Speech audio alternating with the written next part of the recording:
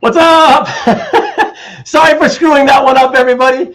Oh my gosh, that was weird. There may be something else screwed up though, because I currently am not seeing comments. So, man, I don't even know what to say about that because my comments, yeah, are I only see 2 comments from that were here before we opened.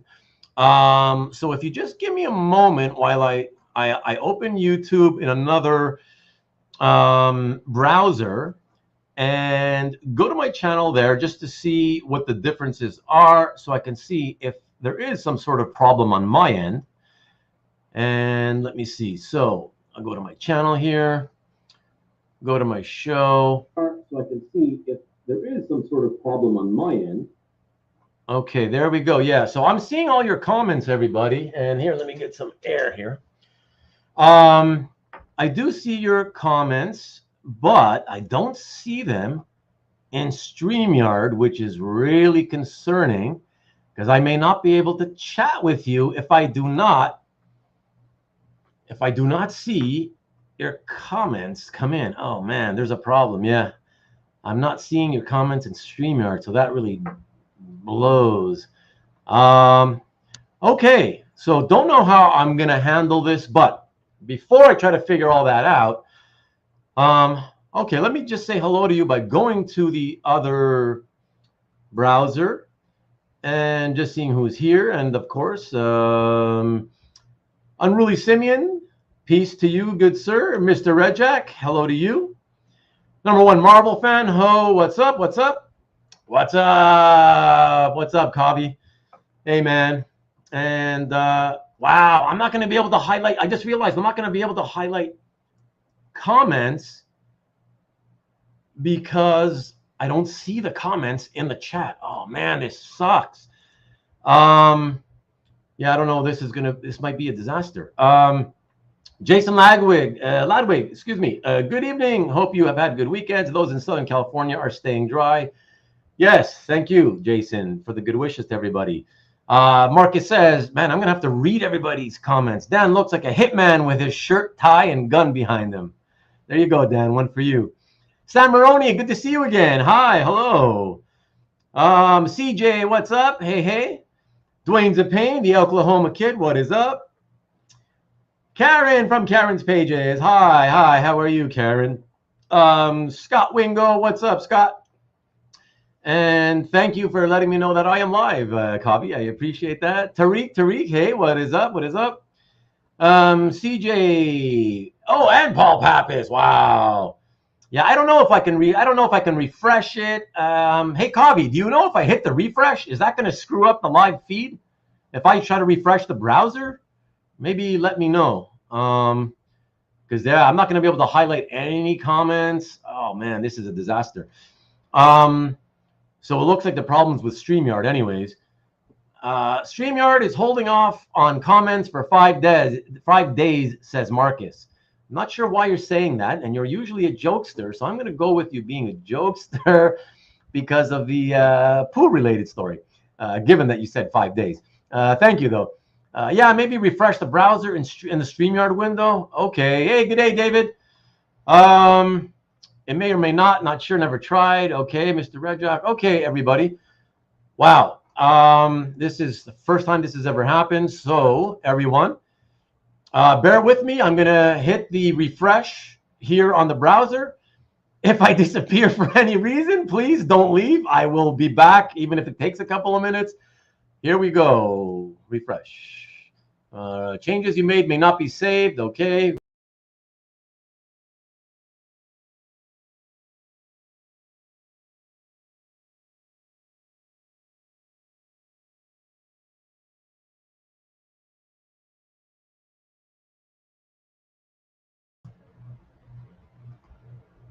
Yeah, baby! Woo! All right, Coggy, you did it, babe. You did it. That's awesome. Excellent. Oh, my God. Thank God. I see you, Dan, by the way. I can see you below my window, Dan, so I can see you smiling and happy. It's not going to be the disaster we thought it was. All right. All right. Excellent. Excellent. Okay. So thanks everybody for bearing with me for that. And thankfully it only took a few seconds for me to come back to you. So that's really, really cool. And while you guys say hello to each other, I wanted to give you guys an update on our friend Karl Amano. So Karl, who lives out in Maui, so he reached out to me and he asked that I let all of you know that he is okay, as we expected last week. He and his girlfriend are fine. And as I had said, as I mentioned, was it last week? I guess it was last week. His auntie lost her house and his cousins lost a house next door to each other. But they're fine. His auntie has moved to Oahu with family. So thankfully, at least she's fine and has family that can take her in and take care of her. So that's great. And his cousin secured a condo in Kihei. So quickly, he's moved on as well. And I guess, yeah, it can't be easy to lose your home overnight. But they're both doing well. And the main thing is that they're safe, alive, and healthy.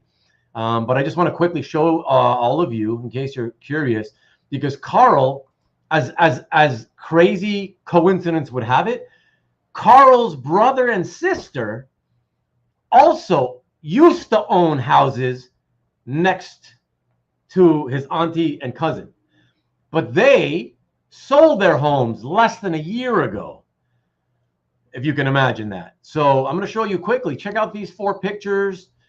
These are pictures of basically the lots of where the 4 houses used to stand or sit, I guess you can say. So there's the charred remains and what's left. There's a 1. Here's the other lot. That's horrible. Check this out. Look at that. Nothing but ash and rebar and metal of all kinds, I guess. And here's the last one. The front part of the front gate standing with a couple of trees still standing in a brick, I guess, of cement wall. But very, very sad. But yeah, like I said, the main important thing is that he is well, the family's well, everybody survived, everything's good. So there you go. There's the update for Karl, and I'm not sure if Karl's going to step in tonight or not, but if he doesn't, I would clearly understand why he wouldn't.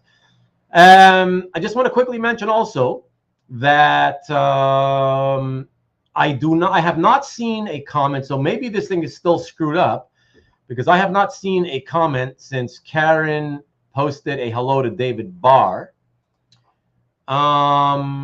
And so, yeah, and then now I moved over to my other browser. And yeah, I see that you guys are still chatting. Wow, that really blows. So this is going to be a nightmare. In fact, after all, everyone, it looks like I am not getting any more comments. I may try another refresh, one last one. But before I do that, let me just quickly, since I'm talking about Karen, let me see. Oh man, I hope this works. Here, let me put Karen's link in here. Somebody please mention if you saw the link. That's the link to Karen's newest video. And I got to tell everyone, especially those of you who don't already know who she is or haven't subscribed or even so much as watched any content on her channel, she keeps outdoing herself, okay, in my opinion anyways, providing wonderful, wonderful content on both comics and comic art. And just want to say that even Dan is signaling to me that he's not seeing your comments, even though he saw my link go into the chat, but he's not seeing your comments. So that really does blow. Thanks, Dan, for letting me know. but yeah, she keeps outdoing herself, and her latest video that I just put into the chat. That's the link to the latest video. It's 19 minutes long and change. You really should watch that one because, first of all, let me just tell you, Karen reached out to me a few months ago, and for some reason, and I really feel thankful and privileged that she did. Not only for the whole unicorn status as a female comic book and comic art collector in the hobby, but also as just a wonderful human being. And I'm really happy to say that we've become pretty close friends in the little few months that we've known each other since we first met, since she first reached out to me.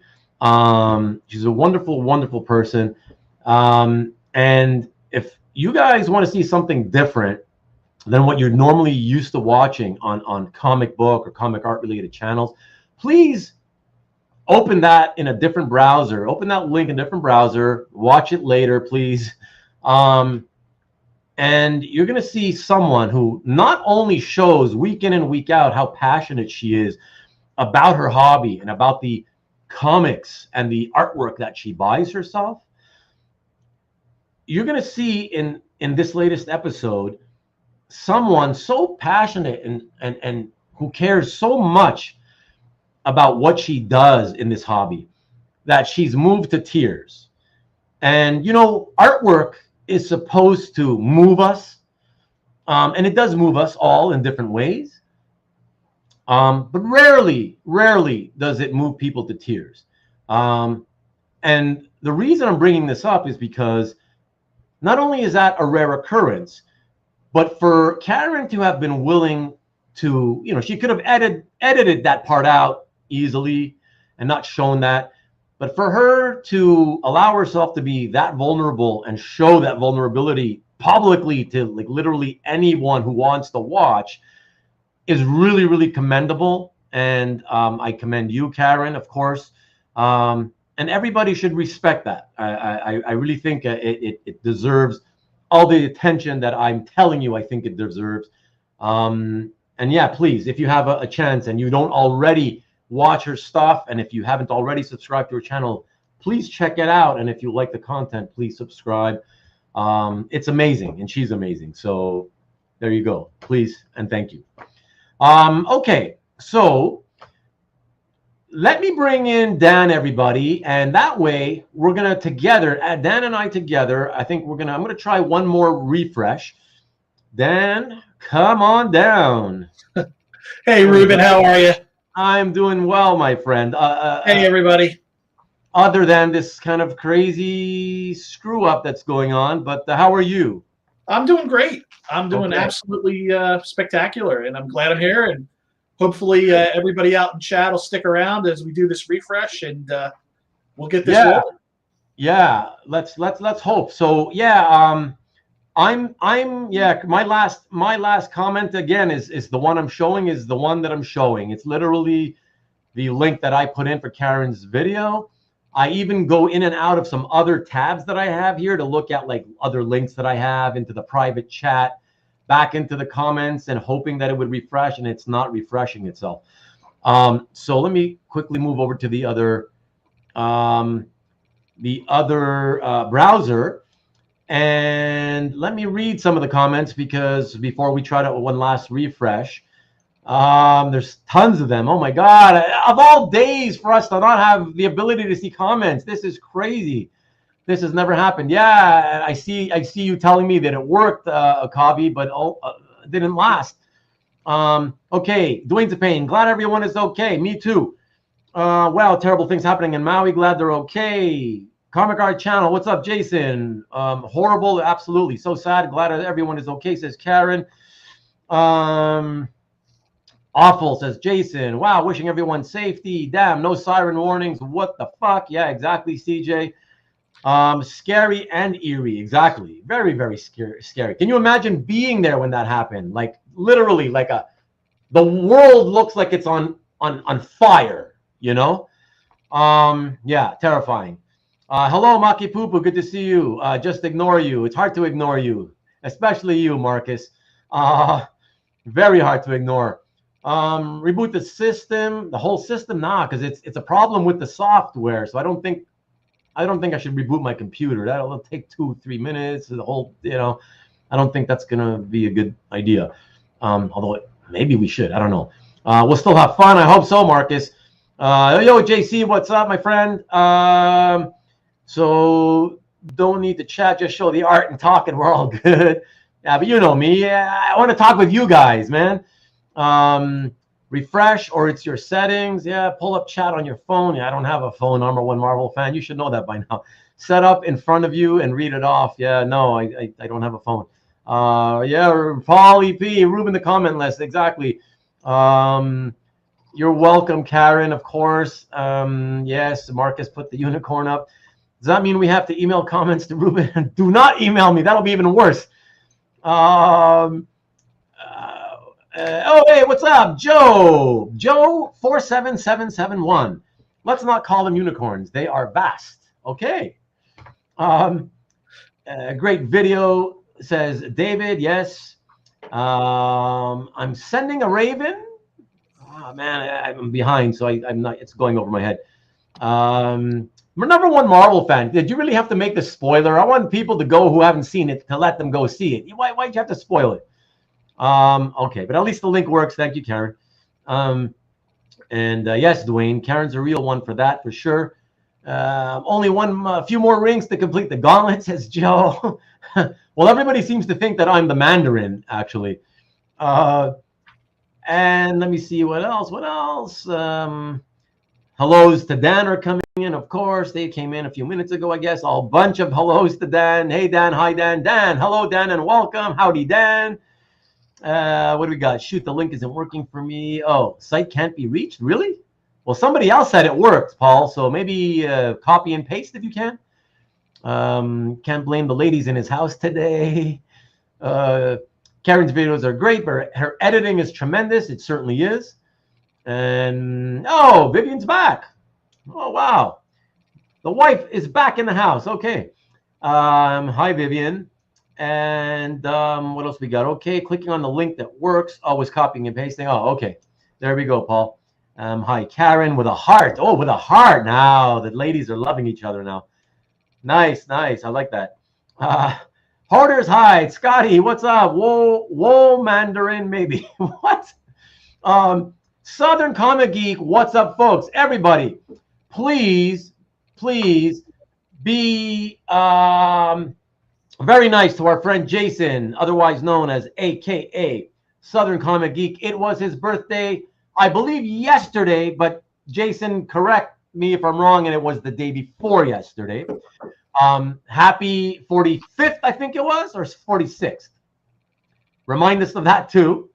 Thank you.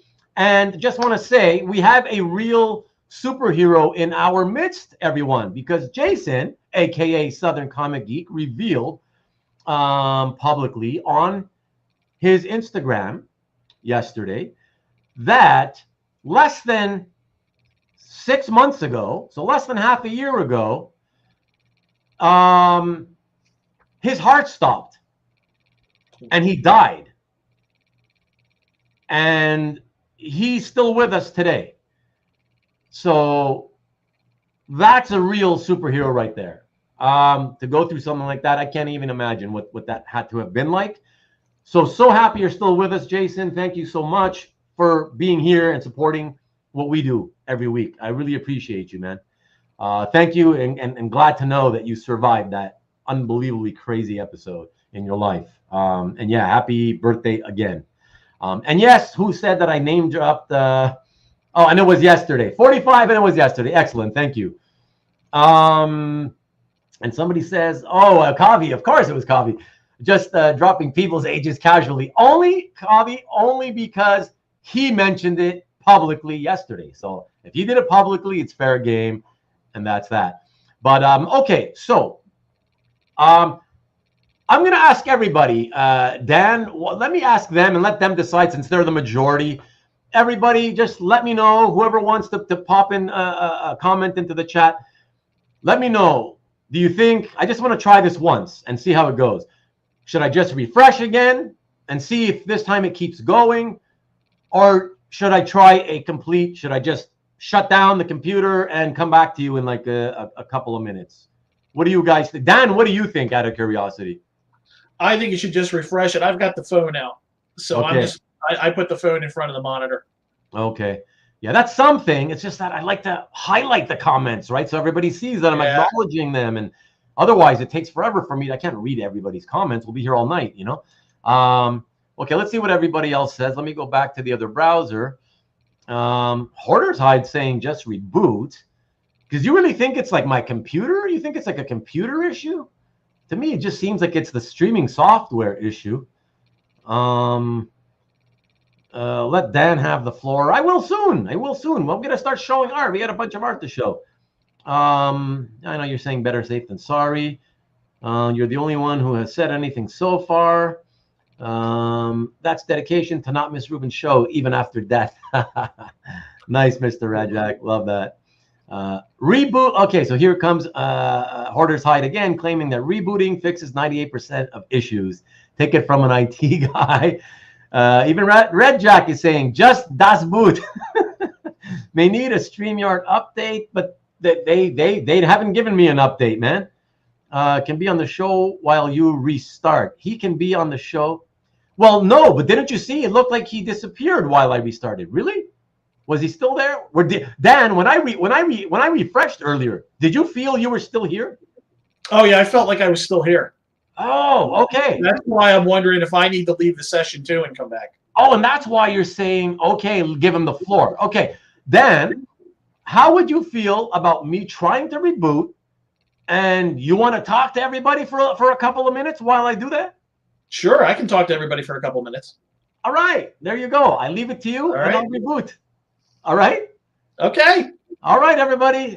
First time for everything, I guess. So sorry about this. Good luck, Ruben.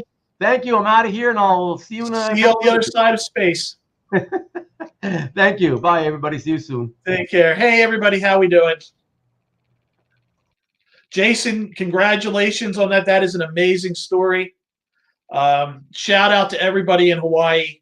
That is really rough out there. That is truly a horrific experience. My heart's out to all of you.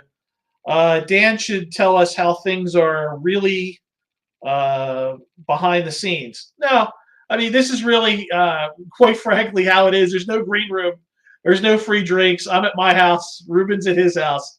So it's not like the Tonight Show or anything like that. There's no freebies. New leader now. Oh, good Lord. I wouldn't go that far yet. But everybody, I hope you're having fun. Thank you for coming. It's truly an honor to have you all here. And hopefully we'll create an episode for the ages. I hope that everybody will be able to, recommend this to people who are trying to collect original comic book art in the future. And I think we're going to have a really, really good time. All hail Dan. Thanks, TJ. I appreciate it. Marcus, you are just the fountain of knowledge when it comes to a lot of the comments you leave out on CAF, and I'm glad to see you here. Hoarders, it's really cool. As long as I'm not a Canadian, I am not a Canadian. I'm coming to you from the Philadelphia area, so tremendous experience. I realize Ruben is Canadian. We'll go from there. Probably a hockey fan. Can't help it. Football season starting in the United States, so we'll go from there. I am a Phillies fan from the Philadelphia area. Go Phillies.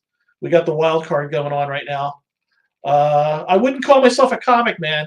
I might call myself a comic art person, but I wouldn't call myself just a comic man. Although back in the 80s when I was in my teens, yeah, probably a comic man. The secret is in. I'm making it up as I go along. Marcus, that's not true. You do a tremendous job researching a lot of the comments that you make and some of the facts that you put in your comments. I really, I've actually used. So thanks. I was shocked when you pointed out the how early the X-Men Alpha Flight page was that I got from John Cassaday. So, or I picked up from an auction that was done by John Cassaday. So I appreciate that. You're very informative, Marcus. Let's see who else we've got out there. Oh, let's go Steelers. Hoarders Hide. I can't disagree with you. You know, it's the western part of Pennsylvania. It's tremendous. They certainly have more Super Bowl trophies, but we're trying to catch up. That's all I can say. What made you drop comics? Oh, here he is. He's back. What's up? What's up? It's looking like it's working. I mean, but maybe slow because the most recent comment is this one, and that was 2 minutes ago. So I guess it's not really working. Okay. Oh, well. Okay. And Jason, to answer your question, I never really gave up on comics. It's just a matter of basically stories and how much time I have, and you know, I was putting more money towards the art than I was towards the books. Although, you know, if I buy the art, I do get the book. I do like anthologies. I love collections of books. I'd rather read, like, I'd say 20 issues straight through than read individual issues. So that was a comment that Jason had out there. Very cool. Dan the Comic Man. Ah, this sucks, dude. Yeah, that's back. You're back a good. You probably want to do open another browser and just go off. Yeah, I guess I'll do that. Oh shit. Okay, keep talking to them. Oh. Hoarders Hide should charge a consultant's fee. Or that's Marcus. Yeah, really. The IT guy.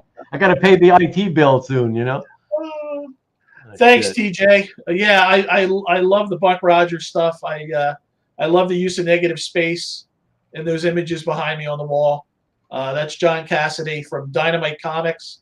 And Nick Barucci, if you're on, I'm just going to tell everybody now, Nick and Dynamite have some of the best covers every month. Make sure you check out the covers from Dynamite. Make sure you check out the artists with Dynamite. I can't say enough about Nick Barucci's company as far as that's concerned. I really do feel like they've got a lot of the best cutting edge images out there. So take a look. By the way, Nick, if you're out there, when are we going to see some more cover collections? You did a John Cassaday, the art of John Cassaday cover book. When are we going to see some of the other artists get their compendiums out there? If he's out there. I don't know if he's out there right now, but we'll see. What else we got? Nick's Comics have all the variants. Yes, they do, Marcus. They certainly do. And they're good ones, too. It wasn't me, says Vivian. There he goes. We were picking on you while you were gone, Ruben. We were talking behind your back, but that's all right. Everybody knows that. Oh, that's okay, because all these people, they'll say the same shit that they say behind my back to my face, so it doesn't really make a difference, you know? Hey, we at least have a Steelers fan. I picked on hockey a little bit. You're Canadian. I'm not going to say anything about, is that a Mets shirt you have on? Come on. Oh, it's Expos. It's Expos. Okay. All right. All right. Can't you read? Washington Senators. Washington Senators. Gary Carter was a great catcher for them. He was. We had a lot of great players. None as great as this one. This one was the greatest one who ever played. Okay. Just so you know. But you wouldn't know because he never made it to the majors, you know. Instead he ended up becoming a 50-something-year-old YouTuber, you know. But let's not talk about that. Speaking of Dynamite, I had been sent this last year. Well, there's two of them in a bag, but Draculina, which I noticed one of you, who was it? Paulie P. Are you still there, Paul? I think Paulie bought a Draculina cover, an original art cover yesterday. Oh, no, Friday on Nick's show. And a panther behind it. So there you go. There's another Dynamite Comics plug for you, Nick. Not that you're here right now, but anyways. There we go. Okay, everybody. Since we are half an hour into the show, Dan, thankfully, it's one of these. Lately, it's rare that he's one of my very few guests lately who hasn't said he needs to kind of keep it to like either 90 minutes to 2 hours or whatever. he's good. But now, since all these problems have sort of, made us spend a half hour, we'll get going with the show. And let me just quickly say, though, before we do that, because I always end up forgetting this, or usually end up forgetting this. I wanted to say shout out to my newest subs. There was a few of you who subscribed this week. Only you, Derek. Caven or Cavin? I'll go with Cavin with the latter. Only your name I could see. So everybody else, it's your privacy settings did not let me see your name, so I can't name drop you. But thank you, Derek, and thanks to the rest of you, whoever you may be. I hope that you tune in sometime, and especially live. That's where all the fun is, the most fun is. So thank you very much. What else did I need to promo? I did that. I did Karen. Check out Karen at Karen's pages, everyone. Hey, there's another free promo for you, Karen. Nikki B, I'll do yours later. You're usually my cue. Nikki likes to come in right around the halfway point, because that's kind of like when I usually like to do his little promo. So I'm sure he'll be in here halfway through the show and tell, and that's when I'll give him his promo. But yeah, that's about it for now. I believe that's it for tonight on the promos. And so, yeah, Dan, you want to get into it with the Let's get into it. All right, man. Yeah. Okay, sounds good. We have a great journey to go on tonight. All right. And let's cue this up. And before I do it, since it's so weird, I can't just quickly hit the comments and look at your comments. I can't help it. I need to see what people are saying. Let me look at least a few. Oh, Nikki B's there now. Oh, I'm sorry. Of course, because I was looking at the chat in my software, which isn't working. That's why I thought you weren't there, Nick. Sorry about that. We'll promo you later, as I said. All right. Thanks, Dwayne Zapane, for letting him know. Yeah, sorry about that. I'm so used to thinking. Sorry. Larry Wong's back. Yeah, love to see you again. Thanks, man. Appreciate you. And and he's from Philly too. Cool. He doesn't. So Nick thinks that I don't want to admit I'm in, so that he can say I only comment. I'll come in at the halfway point. like Dwayne Zapane said, Nick, I literally cannot see your comments. So to see your comments, I have to jump into a different browser. It's a pain in the ass, and that means I can't really highlight your comments either on the screen. So that's it. So I'm so sorry to everybody. I hope you understand. I love to talk with you guys and highlight all your comments and go back and forth with you. And I wouldn't ignore you if I had a choice. So tonight something's going wrong, and hopefully it'll be fixed for next week. Okay, let me jump back to my software here so we can get to the art. And let us start off with the first piece. All right, so for the first piece, because Dan, you don't know what's coming up. You know what's coming up in general, but not in what order. Not in the order. No. Exactly. Okay. So for the first one, everybody, take a look at this. This is a commission, and let me ask you before I post it, Dan. I'm curious because I noticed that for a lot of the commissions were done a long time ago. So do you still commission? And if so, how much of your collecting is commission versus published art? Right now, I would say around 10% of my collecting is commission. I do commission right now. I have a commission going on with Ariel Colan, who was a DC Comics artist. We'll get to him. And it's been going on for quite a while now. I know you were talking about, how do you wind up with commissions that take years?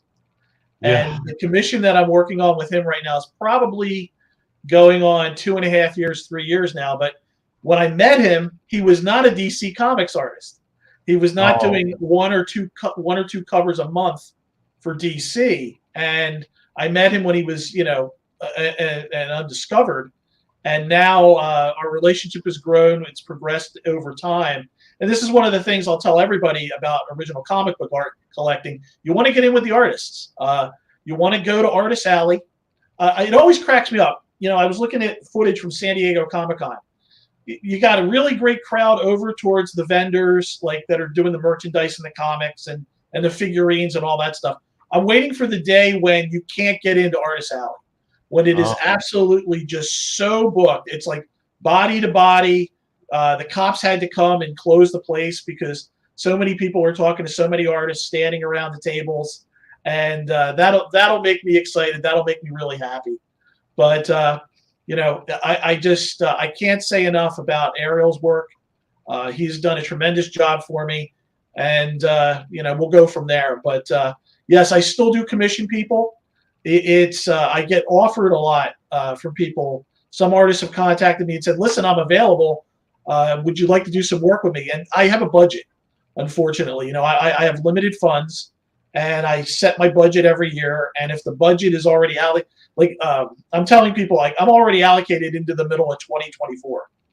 So it's kind of like, okay, yeah. I mean, I just can't.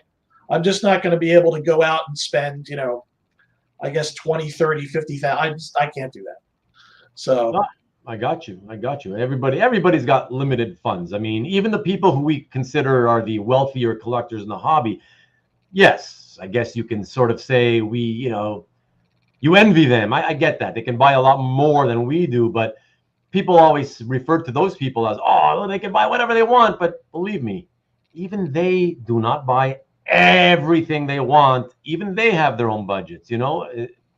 At a higher level than us, but everybody's got their limits, Yeah, and I'll give a shout out to, and I know a lot of people look at my collection and see a lot of Neal Adams stuff, but Continuity Studios, they have a payment plan, and there's no interest on it. It's pay as you go. It's pay, the amounts that you see fit. I hope Rich Cirillo's on tonight. He can talk about it, but it's a great deal. You're right. By far and away the best payment plan in comics was the one Neal Adams is running, and now his family's running it, and it's just phenomenal. Well, God bless them all. Good. Yeah.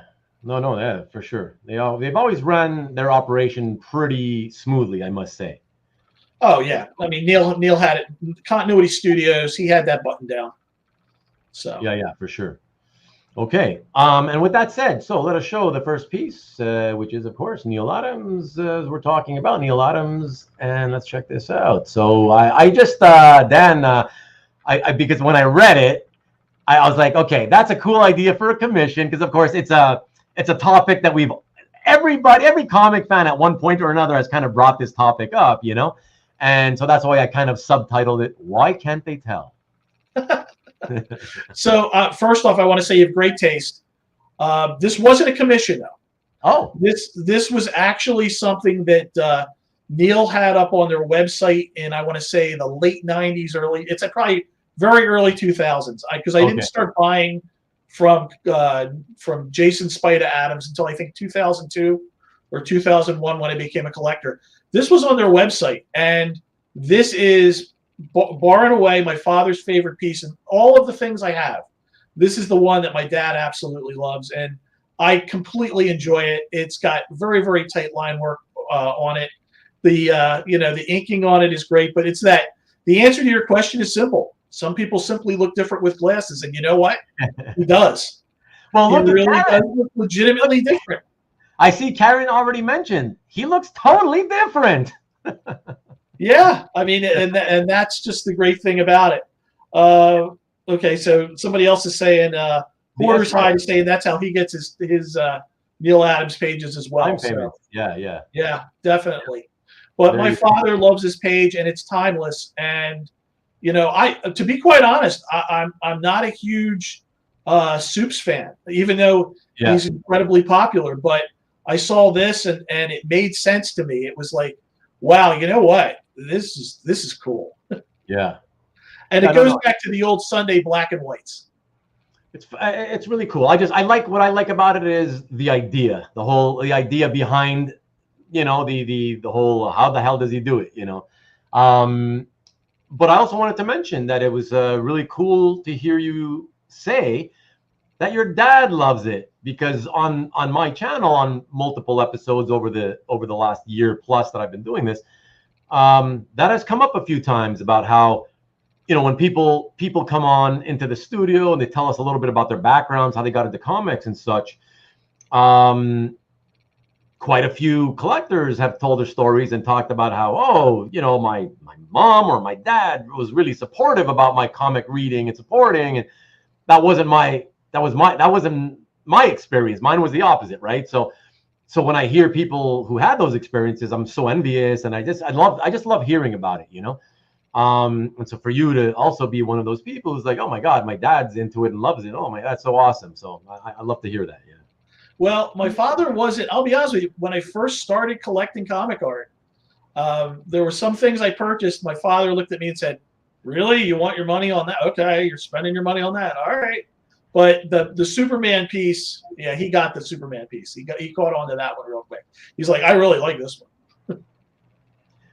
Whatever it takes is what I say. You know. Yeah. Well, it's good. You know, at least he's honest with me. My father and my mother have always been extremely honest with me throughout my entire life, and if there's, you know, you're raising children out there, it goes a long way to be honest with your kids. Absolutely. No, as everyone should be, right? Rick, good evening, sir. Late to the party, but that's okay. Good evening to you, man. Number one Marvel fan says his hair was parted on the right as there's a word hidden as Clark, but left when Sue. Oh, is that true? I don't remember that. We can go back to it and take a look. Is that a fact? Let's see. Well, not here. Not there. Not here.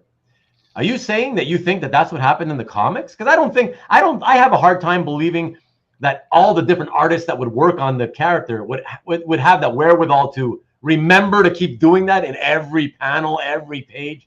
I doubt that happened. Maybe that was the intent. I don't know. But either way, cool piece, man. Cool piece. And nice way to start. Okay.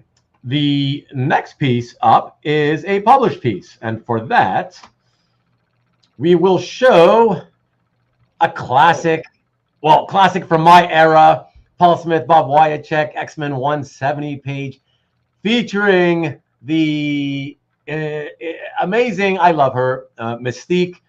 But I also have to give props to the fact that you have one great panel of, I guess if I'm remembering correctly, Madeline being brainwashed into thinking she was Jean Grey, right? Correct. Madeline Pryor. That's it. There you go. So I love in that panel, she's Jean Grey. Right. Yeah. Oh, so beautiful. Yeah. So I think you've had this one a long time, right? Oh, I've had this for a really long time. I would say, I'd say 99. Since 99, I've had it. Oh, wow. That's why when you were asking me about the images, a lot of my stuff went into frames as soon as I got it back in the early 2000s, and it stayed into frames. So that's why a lot of it's pictures instead of scans. And I apologize to everybody, but I didn't have a flatbed scanner back in 99, 2000, 2002. So I have one now, but it only does 8.5 by 11. Yeah, it's behind me over here on the left. This is awesome. Hey, I'm going to try something different. Let me know, everybody, if this, I guess it's going to work, but it's not going to work very great.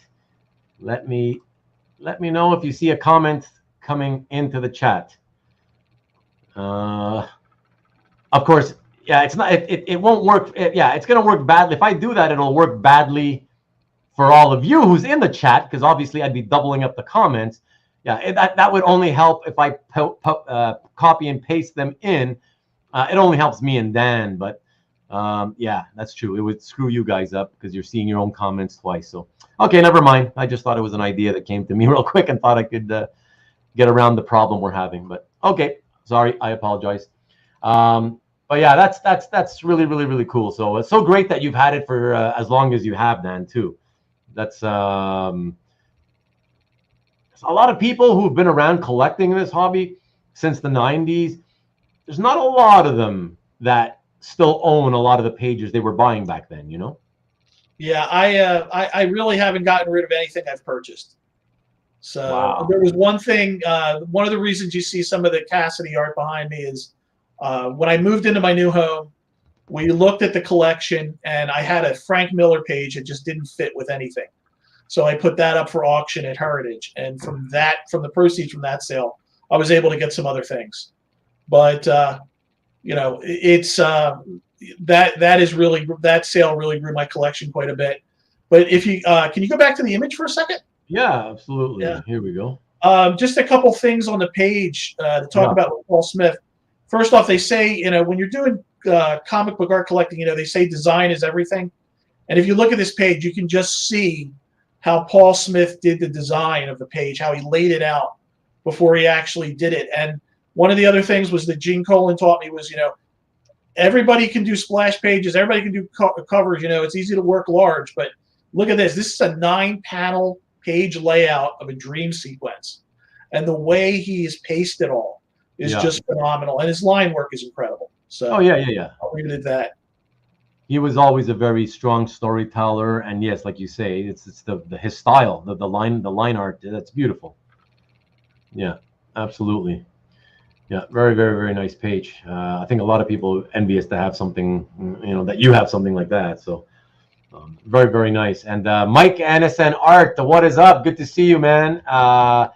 And nice introduction, and a little tip of the cap to Karen. Thank you very much. That was lovely.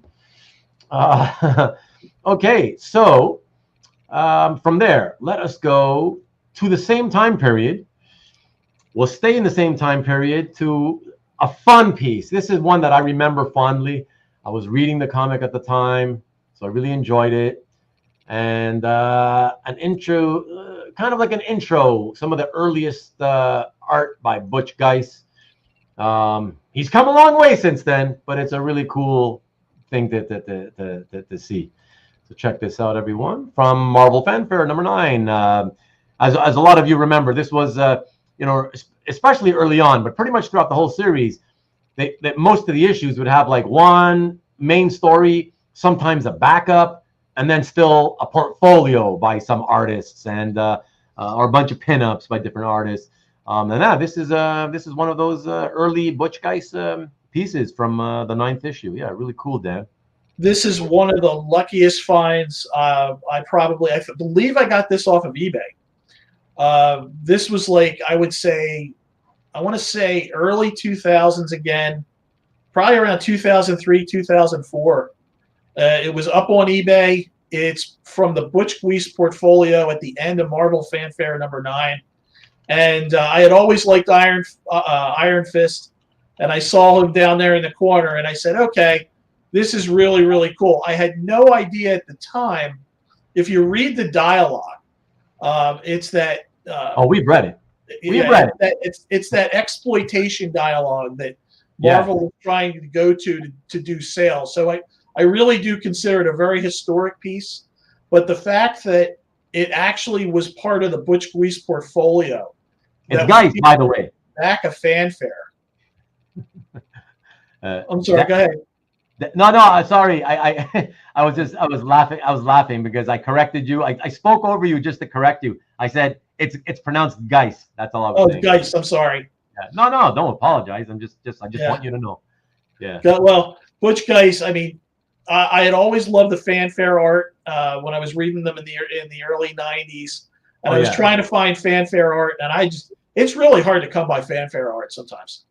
It really is, and I just love the image.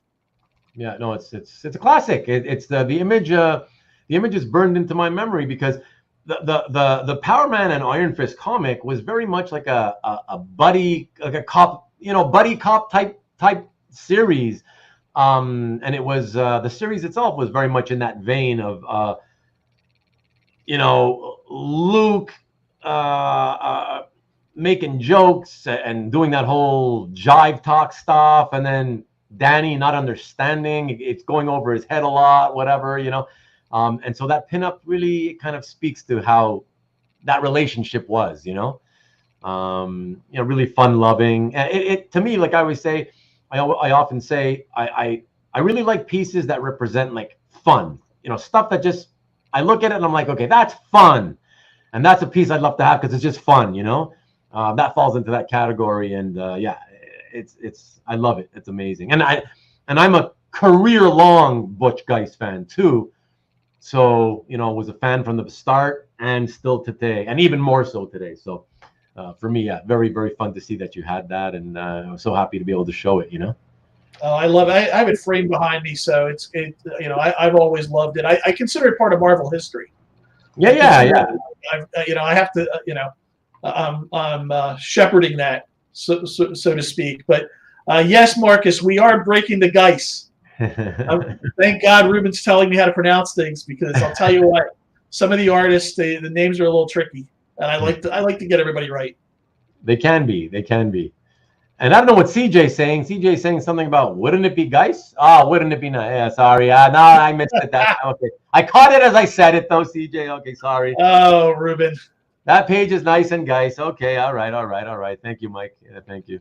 Okay, excellent. Very nice piece there. Okay, so from there, we're going to hop on over to the modern, contemporary, shall we say, era. Dan, didn't get a date on this from you, and I guess of all people, I probably should know this. And I will admit, in my defense, I reached out to the artist to ask if he remembered what exact year it was. I haven't heard back from him, and I haven't seen him posting on Facebook either, so I'm actually kind of concerned that something's wrong. Anyways, I don't want to get into that. I'm hoping that thing's wrong. But yeah, so this is my pal, Mike Perkins, Black Widow. I wrote it as card art. I seem to recall selling a bunch of his card art back around the early 2010s. So that's basically what I put it as. Do you remember? Did you ever know the year on this? So I don't know the year on it. I can tell you that I got it off of Mike Berkey. It came from. Okay. And it was on there, and I love the image. And I don't know if you guys noticed, but in my collection, I have a thing, strong women with guns is part of my collection. So if there's a theme going through the image, and it's one of those themes of strong, empowered women with high power weaponry, I'll probably go ahead and at least take a look at it. And it was there. It was at the right price, and it's Black Widow. And I said, my gosh, look at, the figure is great, but look at the work on the water tower in the background and the bricks and all the care he put into the atmospheric inking on the piece. Oh, yeah. Oh, just blows me away. And Mike's a great guy. I've seen a couple interviews with him, Mike Perkins. Yeah. But, I mean, you look at it and you say to yourself, wow, this is really, really, really a lot of attention to detail that went into this. Oh, yeah.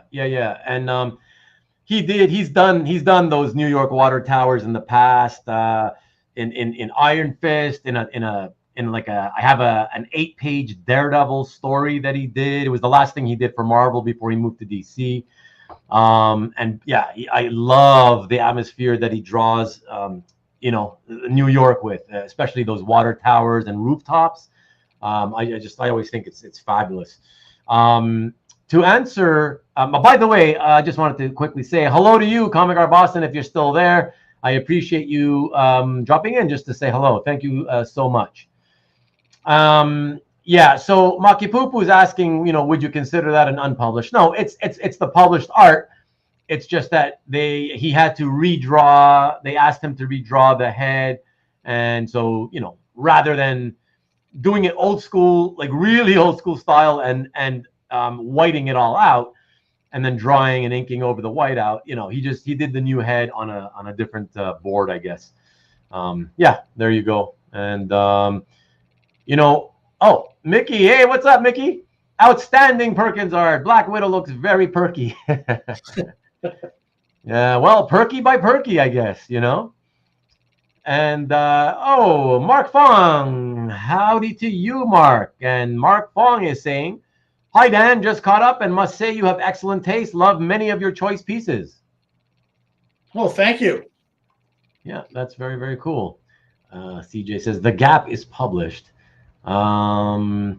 And Karen says, I totally agree, CJ. The original is better. Well, yeah, we've all said it many times. Most of the time, the black and white looks better than with the color. I mean, that's just That's just a fact. The vast majority of the time. And Maki Poo, you're very, very welcome. Very, very welcome. Yeah.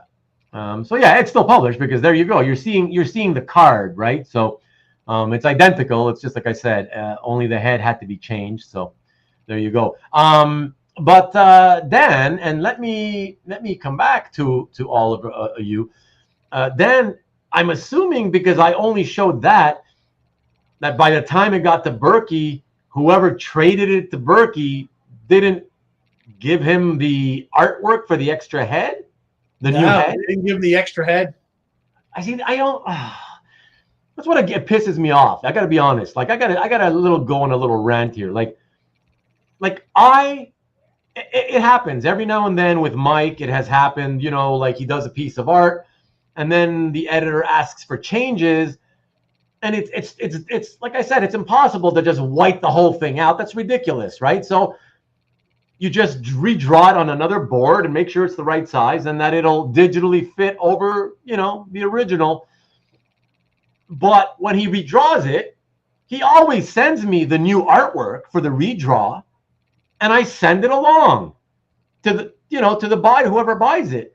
And so it pisses me off to no end when I see these collectors, they end up getting rid of it to some dealer, and then the dealer somehow doesn't have it. So who lost it?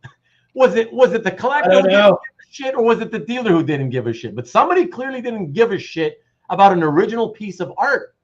That's not insignificant. It's the entire head of the character, I looked at it and I said, it's a Perkins piece. It's, it's the right value, and it's the whole figure. So I'm not, I wasn't looking at it from the perspective of value in the future, or it has to be a published piece, or anything like that. I said to myself, I'd seen interviews with Mike Perkins, and I said, this is a Mike Perkins original. And, it doesn't really matter to anybody else. It just matters to me whether or not I really want this image. And it was Black Widow, and it was, it was the Ladies with Guns theme. And I said, hey, you know what? It's worth it. So kudos to you, Mike Perkins. That's all I'm going to say. There you go. You do a great job with inking. Otherwise, if I hadn't noticed the atmospheric inking, I probably wouldn't have paid as much attention to it as I did. But I consider it, I think I got a steal on it, but that's just me. Excellent. CJ wants everyone to know that the extra head is expected and appreciated. I'm sure he doesn't have any double entendres behind that one, I'm sure. But CJ, just so you know, I do happen to know this crackho who works cheap. So you might be able to get it for $1. I'm just saying. I don't know. I don't know, Ruben. I don't know. That's cool. But wonderful. Okay, let us move on to the next piece of art, everyone. And from there, I decided I wanted to mix it up. So we're going to head back to the commission world. And I had to include not only one, not even two, but I believe 3 pieces by this artist because I love him so much. And I remember when you posted all these, and I left you comments because I love them. So let me know, let us all know, Dan, of course, if you were the commissioner or if you bought them after the fact. So here's the first one, everyone. I am the commissioner of this one. Okay, excellent. So the year 2000, already 23 years ago, just over 23 years ago.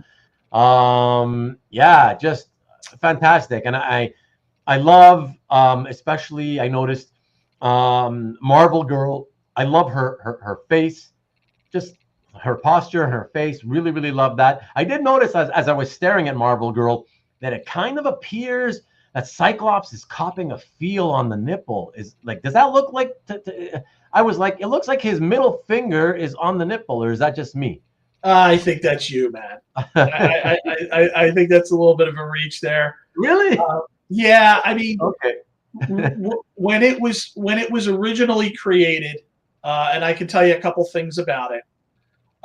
It was used. Neal Adams' collected works, 10-issue collected works, was used as the photo reference for this for Jean, because Jean had not drawn all of the X-Men together at one time. A couple things about it. There actually is a third face on, if you can see the whole image, but you don't. in this scan, it's kind of a little cut off. At the very top, Jean worked all the way to the edge of the board. So one of the things is there's actually a third Sentinel, a small third Sentinel head, kind of hiding between the other two Sentinel heads in the back there. Let's go to Cyclops and Jean Grey. When I talked to Gene Colan in New York about the commission, Gene said, "Okay, who you want in the middle?" All right, and I said, "Well, I want Cyclops and Jean Grey, Marvel Girl." And he said, "Okay, what do you want?" I said, "Well, the relationship, I feel like Cyclops is kind of snake bit by Jean Grey." "Okay, I got it. Jean Grey, Penthouse or Hustler?" And I said, "Playboy or Hustler?" I said, "Playboy." He said, "Okay, I got that."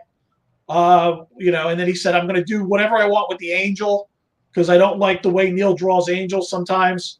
I would draw him differently." I said, "Okay."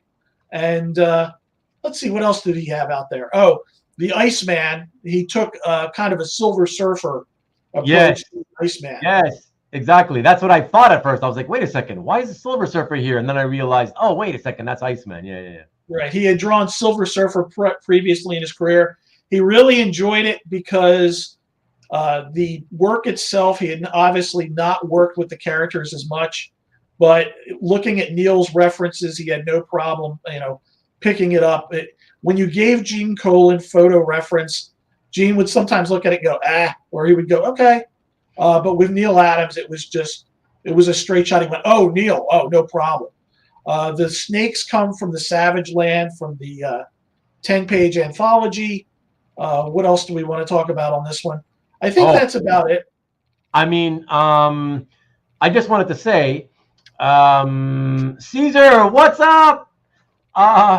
Caesar says, "I think Cyclops is the one reaching." I'm sorry. Did I say somebody else's name who was trying to cop a feel? I thought I said Cyclops. Maybe I made a mistake. If I did, I'm sorry. That's who I meant, of course. It looks like Cyclops is reaching around. Yeah, Marcus wants to know, didn't Gene ask, hey, nipple touch or not? Oh, you guys. I mean, listen, if he asked you Playboy or Hustler, come on, that's a pretty fair question, I would say. Oh, and Rich, what's up, Rich? Good to see you, dude. Rich says hello to you, Dan. And, hey, Rich. Yes, just so you know, Rich, because you're coming in now. Just so you know, we unfortunately something wrong with the software, and so Dan and I cannot see any of your comments. So Dan's on his phone having to look at comments there, and I'm jumping out into a different browser altogether just to see your comments, and then having to jump back over to the software. So if I miss comments for the rest of the evening, well, you'll know why, and that goes for everybody. So sorry about that. That's a fantastic piece, man. And I just want to also say, I always loved that Havoc costume, and there's something sort of moody and atmospheric about the Havoc figure there. I don't know. I love that. He's kind of hidden there on the side, really small, but I really something about it. I really love it. Really, really cool. And who doesn't love Sentinels? Sentinels are always great. When I got it, I was like, wow. Yeah, fantastic. And we will be seeing Gene the Dean not too much later, actually. Probably three more pieces from now. Okay. Okay, excellent. Thank you for the comments, everybody. As ever, from there, we will once again jump back to the modern era, just a few short years ago. I picked this one because I loved primarily the composition of it all. So this for me was all about composition. That's why I wanted to show it. Really cool. And it's actually right behind you on your wall. But let's show it a little more clearly. And here we go. Spider Island #1 variant cover, featuring I think that year was was it 50? Yeah, 50 years of the Inhumans. That's I love that. I love that. I don't know what else to say other than I just love how it was composed. Just fantastic. I don't know, man. What do you got to say about it, Dan? So first thing I noticed was how clever he was. Like, I look at the background and I say, that's the Terrigen Mist, right? Yeah. And I look at how he took the background, he took the inks, and then look at how Black Bolt's wings go into Naja's wings. Yeah. Right. That to me was impressive. The way the lines are still as simple. I mean, you can tell it's John Cassaday because the lines are simple, but then he's going in and he's adding all that detail. And the inking he did on Naja's wings there, and then the later inking on the Black Bolt wings really grabbed my attention. And I said, "Wow, this is just a special piece." Yeah. He really went out of his way with this one. Yeah, really love it. Like I said, for me, it's all about composition. Like you said, the Terrigen Mist as that backdrop, in you know the way it's shaped, and then the way that the two characters overlap each other, you know, to make their the curve of the wings, you know, fit together. It's just fabulous. And you could almost see them. You could see that the Terrigen Mist. You could picture that kind of like spinning clockwise, and maybe the character is spinning counterclockwise. Like it's really cool, really neat, man. It's really, and if you look at Black Bolt's torso and just the way he integrated it with Naja's as they go towards the middle of the page, that's just, to me, that was great line work. Yeah, absolutely. And yes, thank you, Nick, for rallying the likes as always. Really appreciate you.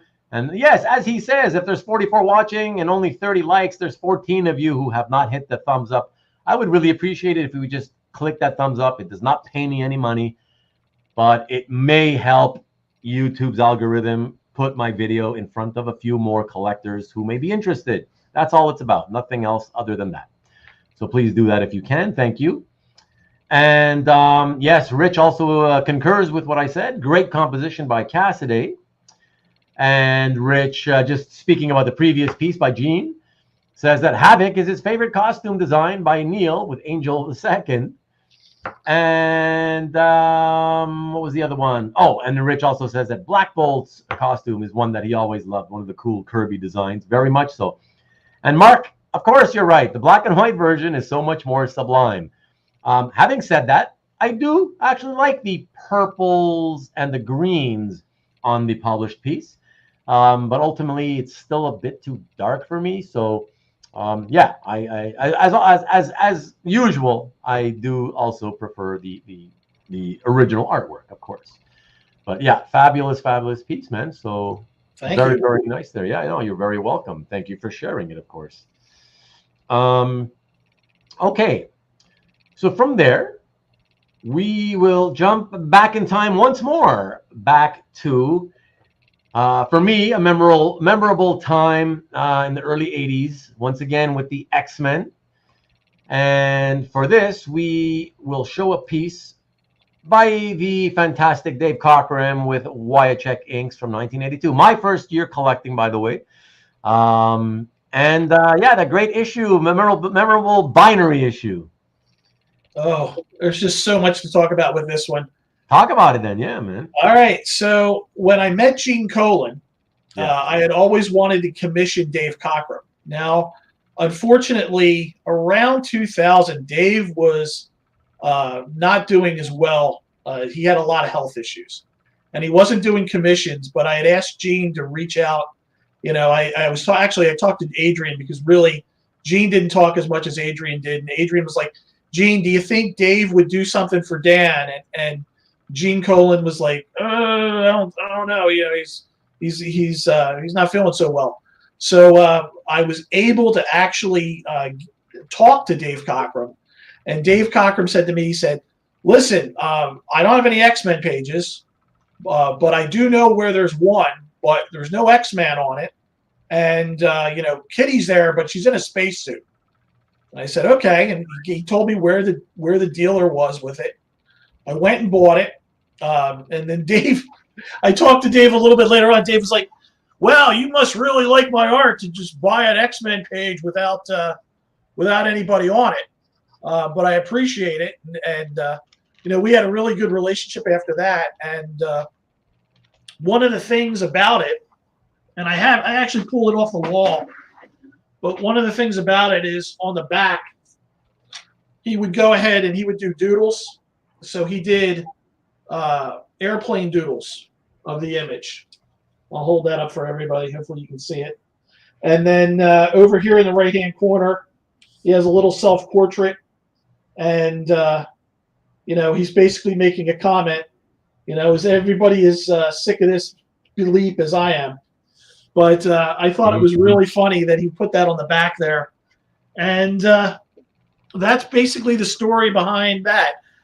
Fast forward 20 years, I'm going through an article about the X-Men. I had no idea that this was the first appearance of Binary. Oh. No clue at all. It was sitting on the wall, and I saw the report, and I was like, wait a second, I have that page. And then I go to the wall, and I'm like, all right. And I had no idea at the time the appeal of first appearances and how collectors just go crazy over first appearances. Again, this is one of those cases where I just got lucky. Dave didn't even mention it to me that this was a first appearance page at all when we were talking about it. He was primarily just interested in giving me advice, because when I met Gene Colan, it was about learning about comic book art. It was about learning about coloring. It was learning about inking. It was learning about form. It was learning about figure. It was learning about layout. But the idea that it was, Adrian had always asked me at the beginning when I was talking to Gene, are you a collector or are you an art collector? A collector is someone who simply just collects the pages. An art collector is somebody who looks at the art, appreciates the art, studies the art, wants to know what's out there and why that form was created. And that's primarily how I got involved with comic book art collecting, was through the relationships I made with the artists. And that's why I always say, talk to the artist, ask the artist. It's very, very important. Yeah, absolutely. No, that's well said. And, we talked about this backstage before the show started a little bit, and you're absolutely right. That's, not every, a lot of people don't really do it. They just like what they like. They like the pretty pictures, and I get that. But for some of us, we do like to go a little bit beyond that and try to study the art and learn something from it. And how the artist did this, that, or the other, whatever the case may be. So I get what Gene was saying when he said, you collect art or you collect, you how did he put it again? You collect art. Are you a collector or are you an art collector? Right. Just a collector or art collector. Yeah, exactly. So, at the time I had no idea that Dave Cockrum had done so many costume designs, not only for Marvel, but for industry in general.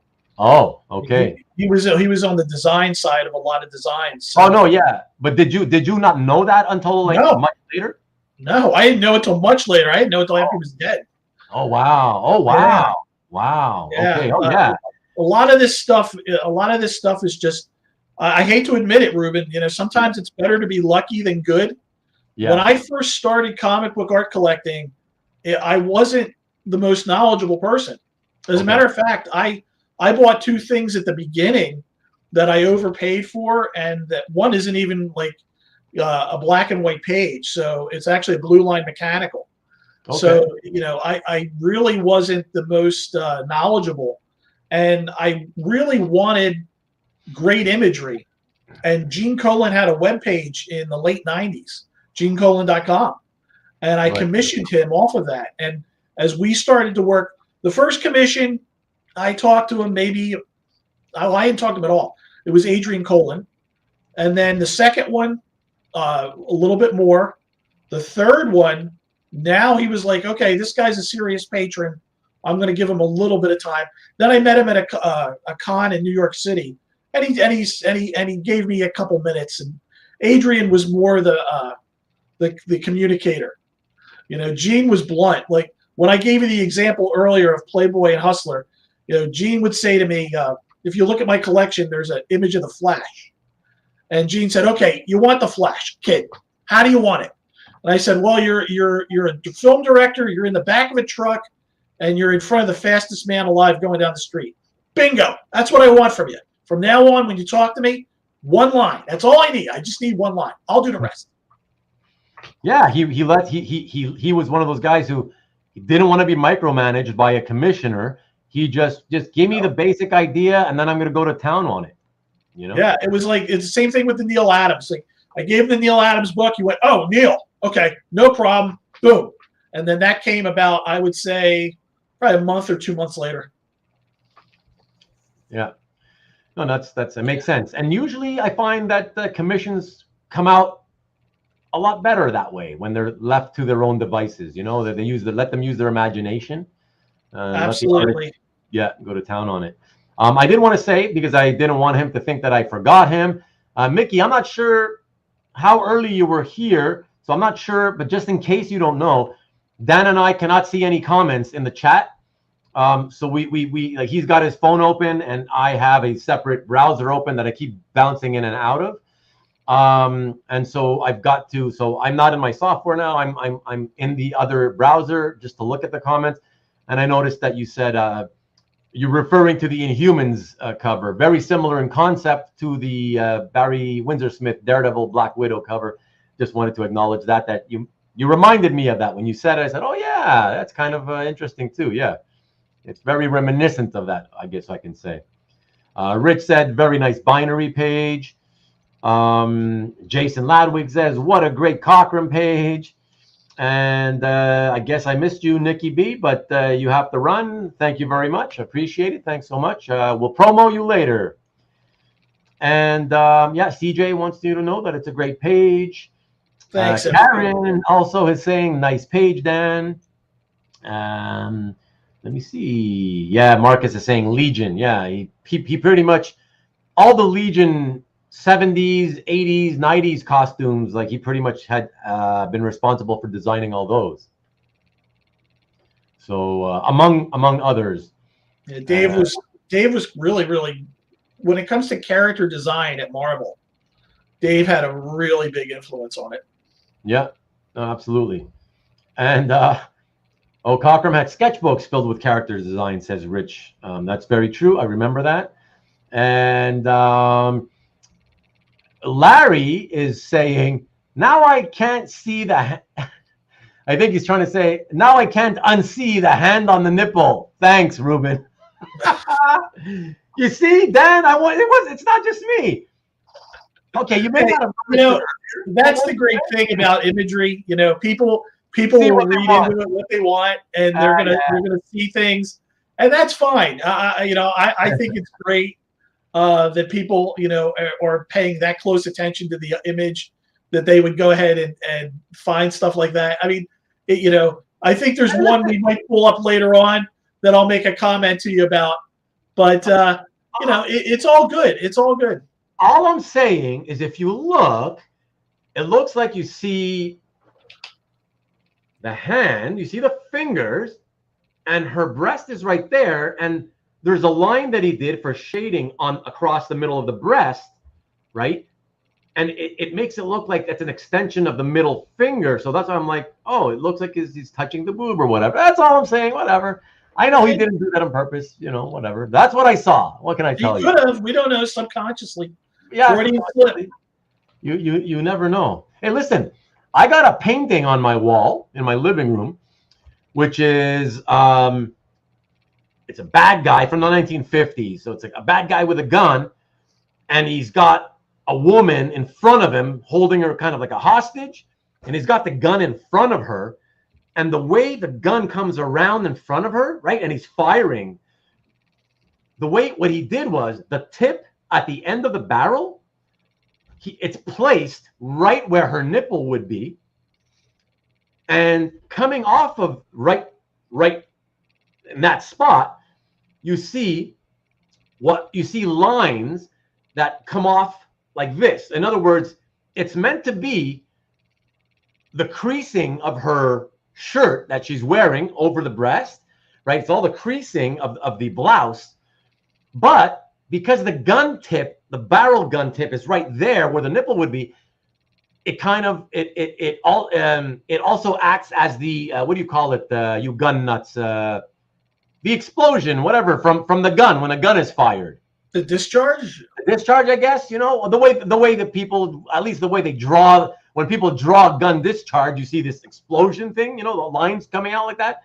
And so that's what he did. So it's like this double thing there. And it's clearly done on purpose. If you really want to go into it, I mean, the one thing that Frank Frazetta, King of Illustration, would talk about is just the whole design of a piece and how you design a piece to attract the eye to the largest audience possible. So it's entirely possible that's what's going on there. It's just a matter of how the artist lays it out to be clever about it. Because if you think about it, a lot of the Frazetta stuff is laid out with a tremendous amount of sex appeal in it. Right. Right. And the wonders of technology have allowed me, if you don't mind, if you'll just allow me, since I just spoke about it, I've already uploaded the image I was talking about, so you can see what I'm talking about visually. You don't have to visualize it or try to imagine it. If you don't mind, really quickly, I'll show it. Go ahead. Okay, here it is. So you see what I'm talking about? Mm-hmm. It's placed right there. So you see the creases in the blouse coming off the breast, which that's what they're intended to be. But it's no coincidence that also, right, the tip of the barrel is right where the nipple would be. So it's one of those subtle things that some artists do. You don't believe? Come on, you don't think so? That's what he. No, actually, I do, and I'll tell you why. I think, and I don't know which artist this is, but it looks a lot like a Frazetta. It looks like a Frazetta influence to me, because you've got the muted color tones in the back. You see how you have the muted color tones? Now, this is 1957, not even a comic book artist. Oh, all right. So it's way before him then. So it could have been the influence for him. Well, not way before, because he was still doing comics, I think, in 51, 52 or something like that. Black and white. But that was his early period. That would have been... I don't think he was painting, or was he at that point? It would have been something like, what would it have been? Like Epic Comics or something? No, EC. He was doing the EC stuff. Yeah, it was real. That would have been real early. He would have been doing just regular panel pages at that time. Yeah. Rich says, Ruben thinks he's Italian and talks with his hands. Hey, it's not just Italians, Rich. It's Europeans in general. But yes, a lot of Italians and Spaniards, and yeah. I can't, Rich, by the way, I can't believe you've only just noticed that. That's all I got to say to you. Marcus says muzzle flash is what that you call that. Yeah, thank you. Act it out. Yeah. Yes. Muzzle flash is good. Yeah, that's right. And that looks like nothing like Ruben's nipple. Oh my God. Hey, Marcus, speaking of Ruben's nipple, fun fact, everyone, not that you need to know this, but occasionally people like you remind me of things that become anecdotes, I can tell you. I am the proud owner of a superfluous nipple. And for those of you who do not know what that means, Google it, because I'm not going to explain it. I'll make you work for it. Let us move on now. And easy there, Blofeld. What's that? Easy there, Blofeld. And let's see. Okay, so what were we on? We were on binary. Okay, so now let's go to the next piece, because the next piece we were just talking about Gene again, and this is going to be another one of Gene's pieces. And by the way, Dan, this is one of those that, oh my God, when you first posted this a couple of years back, oh my God, I was so excited. First of all, Gene rarely got an opportunity to draw the Flash. And I got to tell you, Gene was known for painting with a pencil, as you were, with his different shades of gray. He was not known as a great figure artist. He had certain wonky anatomy, whatever. That's fine. His strengths always overcame whatever shortcomings he may have had. I will say about this piece, this is the Flash piece. And I have to mention it because everybody's going to see it. For me, the two legs in the front, not a fan. But it's a small quibble because everything else I love. Let me show it to you. And let me tell you, I want to say, just so you know, I should say, that I am a lifelong Carmine Infantino fan and a lifelong Flash fan, okay? I can tell you, I want you to know that so you understand how much I love this piece. I have to say that the way Gene captured the speed effect here, especially on the entire right side of the image, this is my all-time favorite depiction of the Flash in motion. Oh wow, thank you. Yeah. The way he did, especially the face, the head, the upper torso with the shoulders, and the hand and arm there in front of his face. Oh my God, I love all of that. It's just brilliant. But anyways, I'm talking enough. Please to tell everybody a little bit about So actually, everybody kind of heard the story already. I asked Gene to do 4 commissions for me for my office at home. The first one was Light in a Dark Alley, which was the Green Lantern. It was to emphasize willpower at work. The second one was obviously the X-Men and I can't remember the exact dates and the exact order. I think I did the X-Men one last, but the X-Men one was teamwork. The Flash obviously is speed of execution. So when I talked to Gene about it, he goes, "Okay, what are we doing?" I said, "Well, he's the fastest man alive. He's got the speed for it. What is it? I want one sentence." Yeah. And that's when I said, "You're the director. You've got the camera. You're in the truck. You're in front of the fastest man alive going down the street. There it is." Yeah. No, I believe I saved the email somewhere in my archives. We might go to the archives later on, but that's not going to be in the archive part. But my gosh, really? Yeah. Oh my gosh. Okay. That's Gene taught me, and Ariel Colan will testify to this. When I give artists requests for commissions, it's 3 lines or less. It's almost like that Clint Eastwood rule, where if you can't say something in less than 3 lines or less, probably not worth saying, right? Right. When I give descriptions, it's things like, Rubén, I'll ask you this question: do you know what it is? Do I know what it is? Yeah, I'll give you an example. Snoopy got it. Daffy Duck don't got it. Sean Connery is James Bond. Got it. You mean the X Factor?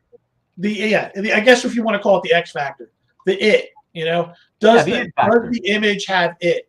Is what you're telling the artist, does it have it? Because if you're giving an artist, I've heard of people commissioning artists, giving them 3 pages of description. Maybe some artists like that, but most artists, they just need 3 lines or less, right? Yeah. No, I love it, man. It's fantastic. Thank you. There's a lot of comments, unfortunately, about nipple talk, but and let me quickly, just since I just mentioned nipple, let me just quickly say, okay, you guys who mentioned that the nipple would be lower, so you're not wrong. Okay, it could be a little lower, yes, but I just want to say that I also am not wrong. Because having seen many abreast, I can tell you they come in all shapes and sizes. And believe it or not, the nipples are placed in all sorts of different places on the breast. You've seen enough of them, believe me, her nipple could be right where that gun tip is. So anyways, neither of us are wrong, though, technically. But what I wanted to say is that a lot of people are making comments about this piece. Karen says this piece is amazing. Marcus says the building curves are the best. I do love that too as well. Mark Fong says it's visual poetry in motion, which is a beautiful way of putting it. I concur. Also concur with Rich when he says that Gene had a mastery of movement, and that's exactly why it's like my favorite depiction of the Flash in motion. It just, but there's something about it. It's just phenomenal how he did the movement, man. So amazing. Rick is saying Flash Bob. And of course, Rich wishes that he had commissioned Gene more when he had the chance. What are you going to do, man? You had your chances. And okay, we're getting back to nipple talk. I'm going to skip over that. And Ruben, the Canadian titty show fan.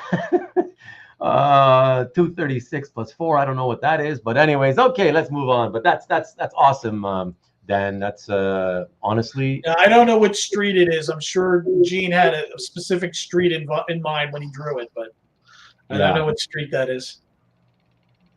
I love it. That's all I can say. I love it, and I couldn't leave you the comment fast enough when I saw it, and yeah, it was amazing. I was like, when I saw that, I was like I don't typically envy people. You know, I admire other people's work and their collections, but I never find myself usually saying like, oh God, I wish I could have that from him or whatever, you know. But I remember thinking, and I'm not even a commission guy. Okay, I'm not a commission guy, and I remember when as soon as you posted it, I was like, oh my God, the movement is so stunning. I was like, God, I wish I could get that. I wish I could get that from Dan. I have to get the measurements for you because it's huge too. It's like 2 feet by. I'm sure. It's like 2 feet by 2 feet. Oh my gosh, that would. Oh my gosh, yeah, that's got to be even more imposing in person, you know, just for that reason. Wow. It's in the stairwell at the bottom of the stairwell because as people come up the stairwell, they can look at it, and then it's like you're running up the stairs. No, perfect. Nice thinking behind that. Oh, and Rich, it is not a Mets jersey. It's the best team ever. 1994 World Series champs. That's all I got to say.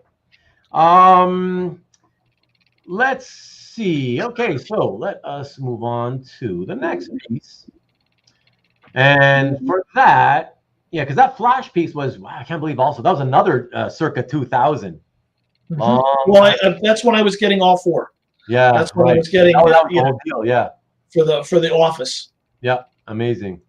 All right, so with this next one, we're going to see an artist we've already seen a few, just literally 3 pieces ago, or 2 pieces ago. I didn't set it up this way on purpose, but it's just on the way it came out. Let's check this out. It is X-Men Alpha Flight, number 2, page 4, again by John Cassaday, but already a quarter of a century old. And as a Canadian and Alpha Flight fan myself, I must say I love Sasquatch and Alpha Flight in general, and Guardian, of course. And so that's why I wanted to put this, because I love Alpha Flight, and I thought, I never read this, and I thought, you know what's interesting is I don't understand why Alpha Flight, it's Alpha Flight and X-Men, but why is it the original X-Men? You must know something about this, or did you not read this, Dan? I read it, but I forget why the original X-Men are there. I do know this is kind of like a retelling off of the Claremont stuff. The reason I picked it up, though, was, quite honestly, obviously, it's got the X-Men in it. It's got Wendigo. I mean, how can you not like Wendigo? It's got Guardian there, and I forget, is it North Star? North Star, but that's not him. Let me see, where are we looking? The bottom panel there. Oh, Aurora. His sister. Yeah. North Star's sister. Yeah. Yeah. So it's really, it's just a fun page, and it came up for auction, and I'll be honest with you, I think I got it for a great price when it came up for auction, but it was just a very dynamic page. It was actually Cassaday, if I'm right, it's Cassaday before he did the famous Planetary run, which surprised me because I wanted an interior Cassaday page. I had the covers from Albert Moy. I picked the covers up from Albert Moy, but I saw this in an auction and I said, "Oh, well, this is early. Okay, yeah, I'll take it." And it fits in with my collection. It fits in with the X-Men wall, so I went ahead and got it. Oh, good enough reason, I say. Yeah, I love it. Yeah, Rich says Wendigo or Sasquatch. Dan has a way of calling him Wendigo all the time, but it is Sasquatch, unless of course something happened. It's probably Sasquatch then. And Rich, it is not a Spaceman Bill Lee jersey. It is my own jersey. Thank you. yeah, so no, yeah, this is very fun. Oh, and I guess you're already gone, Jason. You have left, I guess, but thank you. Sorry to see that you have to go early tonight. And it's a shame because I wanted to say, Jason Ladwig, in case you're still listening and watching, I wanted to say that I wasn't able to nail down anybody for next week. I got no show planned for next week. So I was thinking, I have an idea for a Comic Art 101 show that I want to do. It's one that I've talked about in the past, wanting to do. And I thought I'd like to have you on for it again.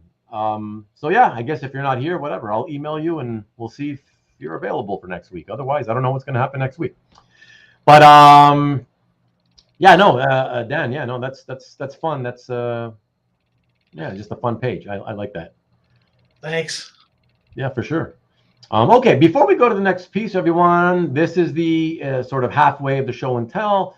Let me do the requisite promo for Nicky B since he's not here anymore. Everybody check out the show on the EXP. That's youtube.com/the EXP. Every Friday at 7 p.m. Eastern, 4 o'clock Pacific. It is a sales show / talk show, chat show, if you will. A lot of art, especially lately, a lot of art being offered on the cheaper side, but also on the more expensive side, if you will. Sometimes to raise money for people as well. This Friday, he was making sales and donating some of the funds to Jordan in Hawaii. So that was very nice. And yeah, so there you go, everybody. I, unfortunately, because of my change in lifestyle recently, I now, unfortunately, I'm going to have to be very scarce when it comes to showing up in the chat of Nicky B shows. So unfortunately, I feel bad about it, but that's the way it goes. But my exercising in combination with family visits and doing other things with my family is not going to allow me to tune into Nicky B's show regularly anymore. So there we go. And I will miss it, but still will do my best to help promote his show because it in doing so, it also promotes the hobby. So there you go. That's that. Let me check for any quick comments in my other browser. So anybody coming in late, like Tom Kadzalowski, what up, sir? Cheers from Montreal to Chicago. Thank you, sir. My software isn't working, by the way, Tom. I cannot see anybody's comments, so I have to jump out into a different browser to look for your comments.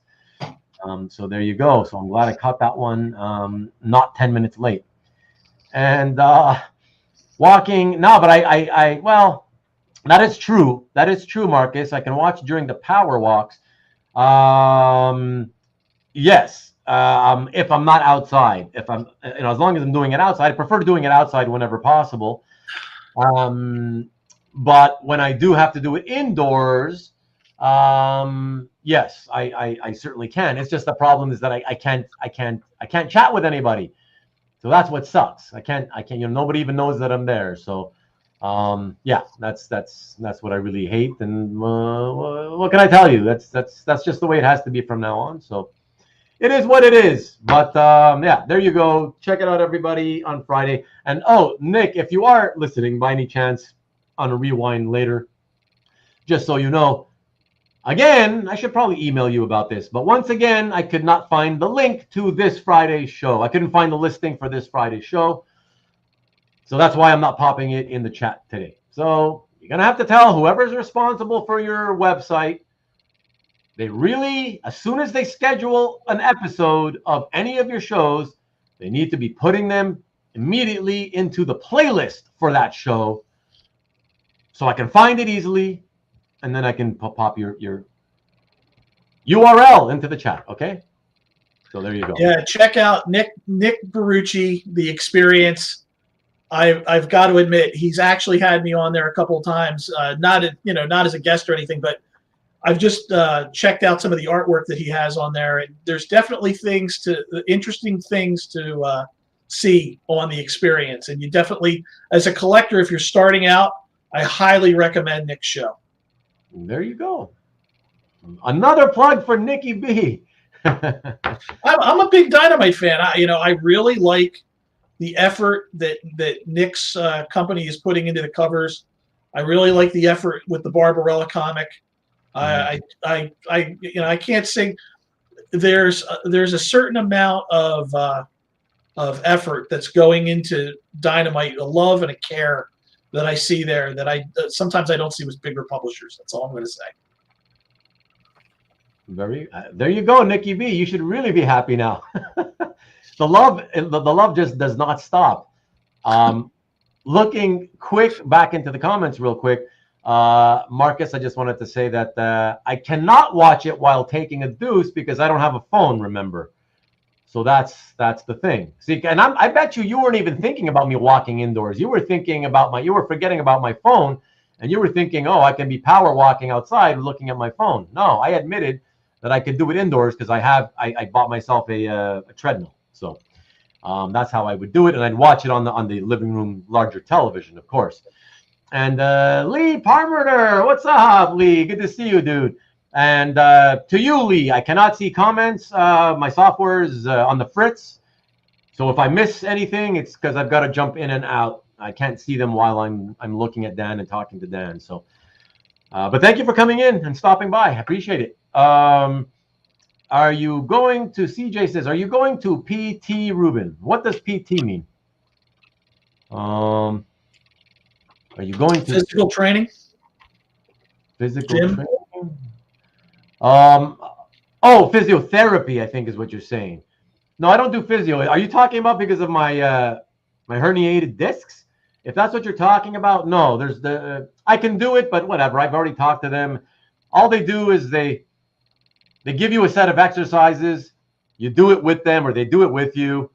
And after that, whatever. They take your money. They want you to go a few times.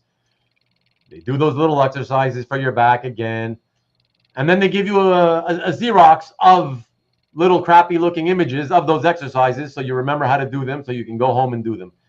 I'm exercising in other ways anyways, and it's been pretty good on my back, whatever. But there's nothing that can ever fix my back other than an operation. But in our country, our healthcare system, like your American one, has pros and cons. And the pros of ours in Canada is that it's great for the small stuff, like, oh, I got a really bad sore throat. Maybe it's infected in the winter. It's killing me. Yes, it's great for that stuff. It's great for the really bad stuff, cancer, broken bones, all that. They'll fix you up right and good. They'll give you treatment, and it's all free. Or, well, not technically free. It comes out of our taxes. But it's good for that. But the middle, the in-between stuff, bad backs, a lot of people have some kind of back problem. That they won't fix that. There's too many people with bad backs. The back is a very sensitive area as well. So they won't do spine surgery. Basically, this is what the doctors tell you. Until you wake up screaming in pain because of your back, they're like, don't come and see me. You're not going to get any kind of surgery.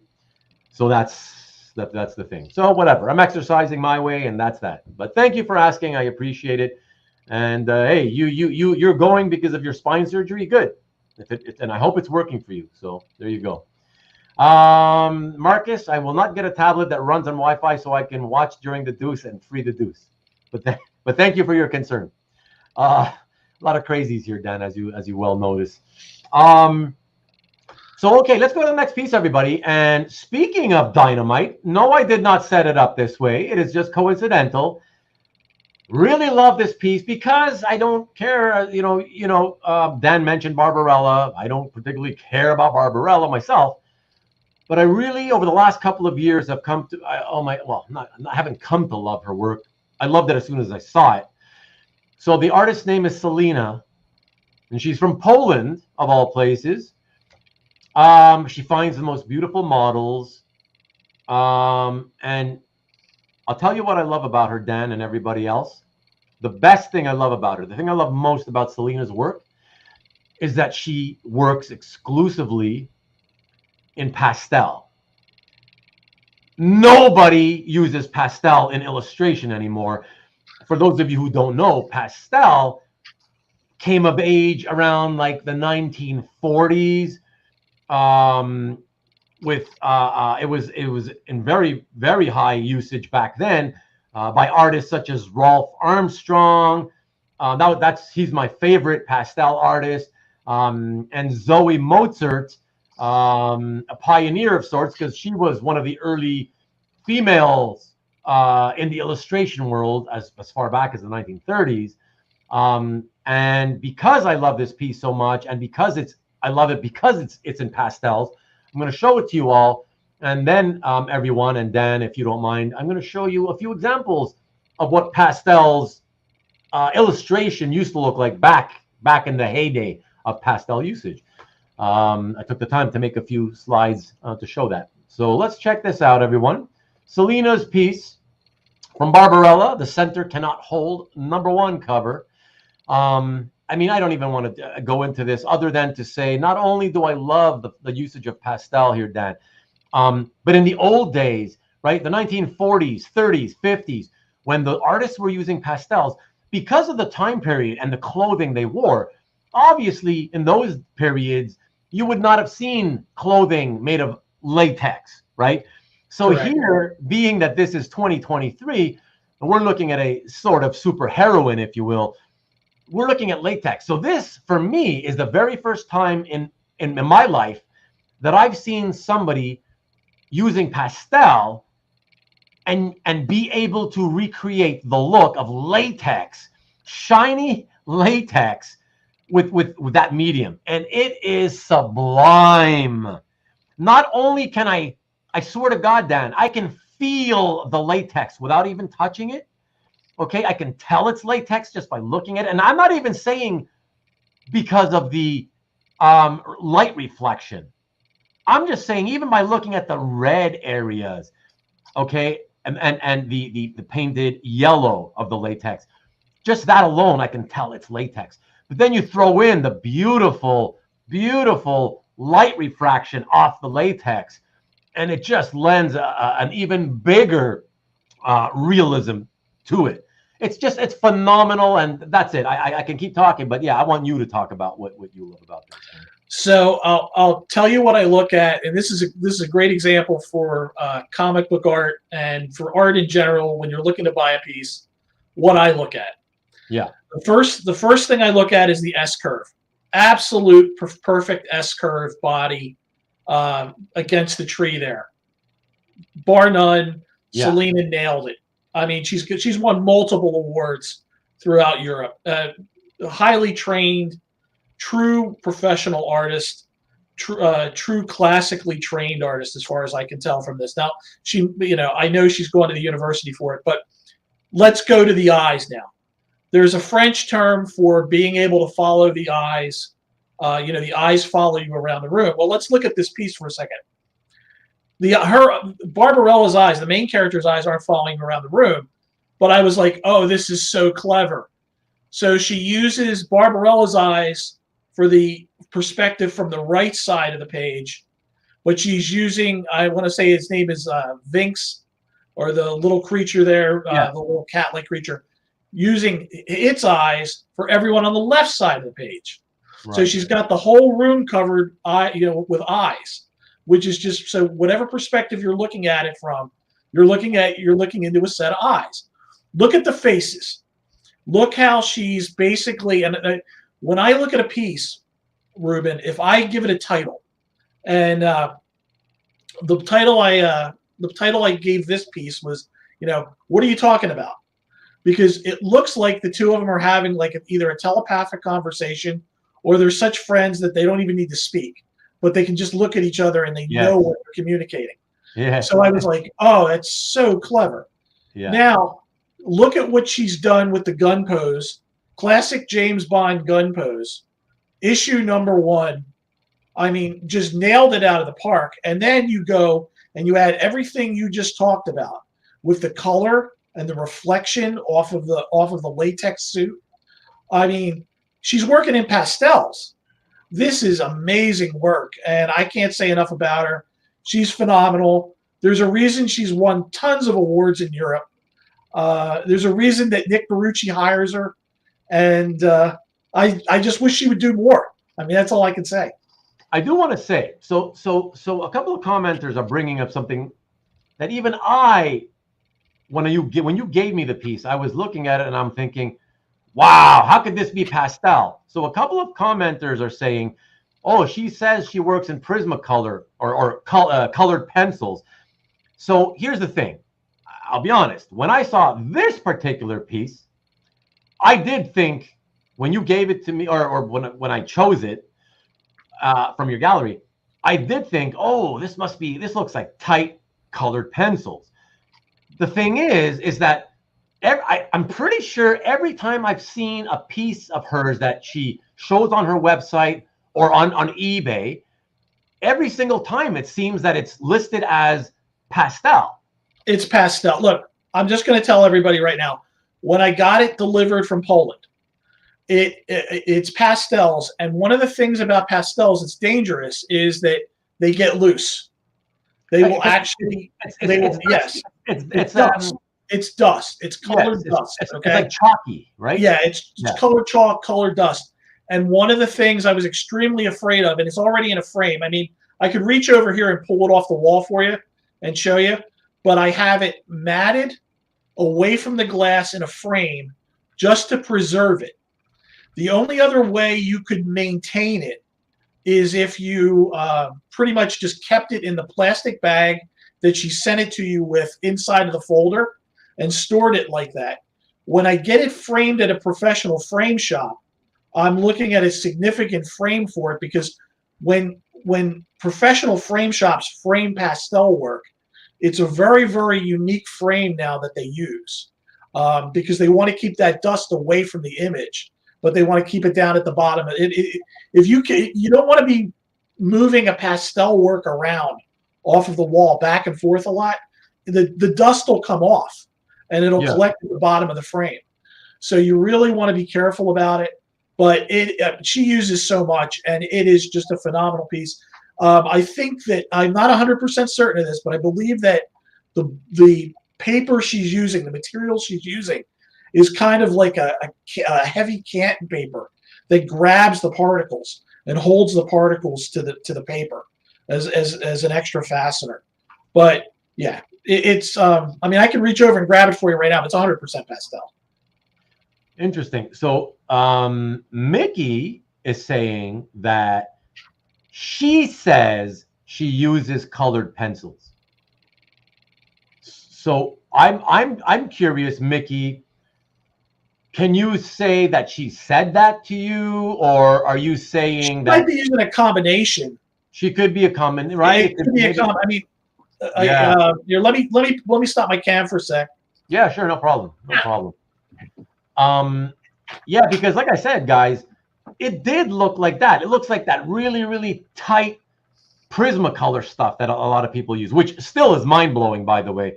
I mean, I grew up with Prismacolors, and back in those days, God, nobody was able to do the stuff that artists do with them today. I'll share this with everybody. This may be up here. This may be color pencil. She could be talking color pencil on that. She could be talking color pencil maybe on the hair.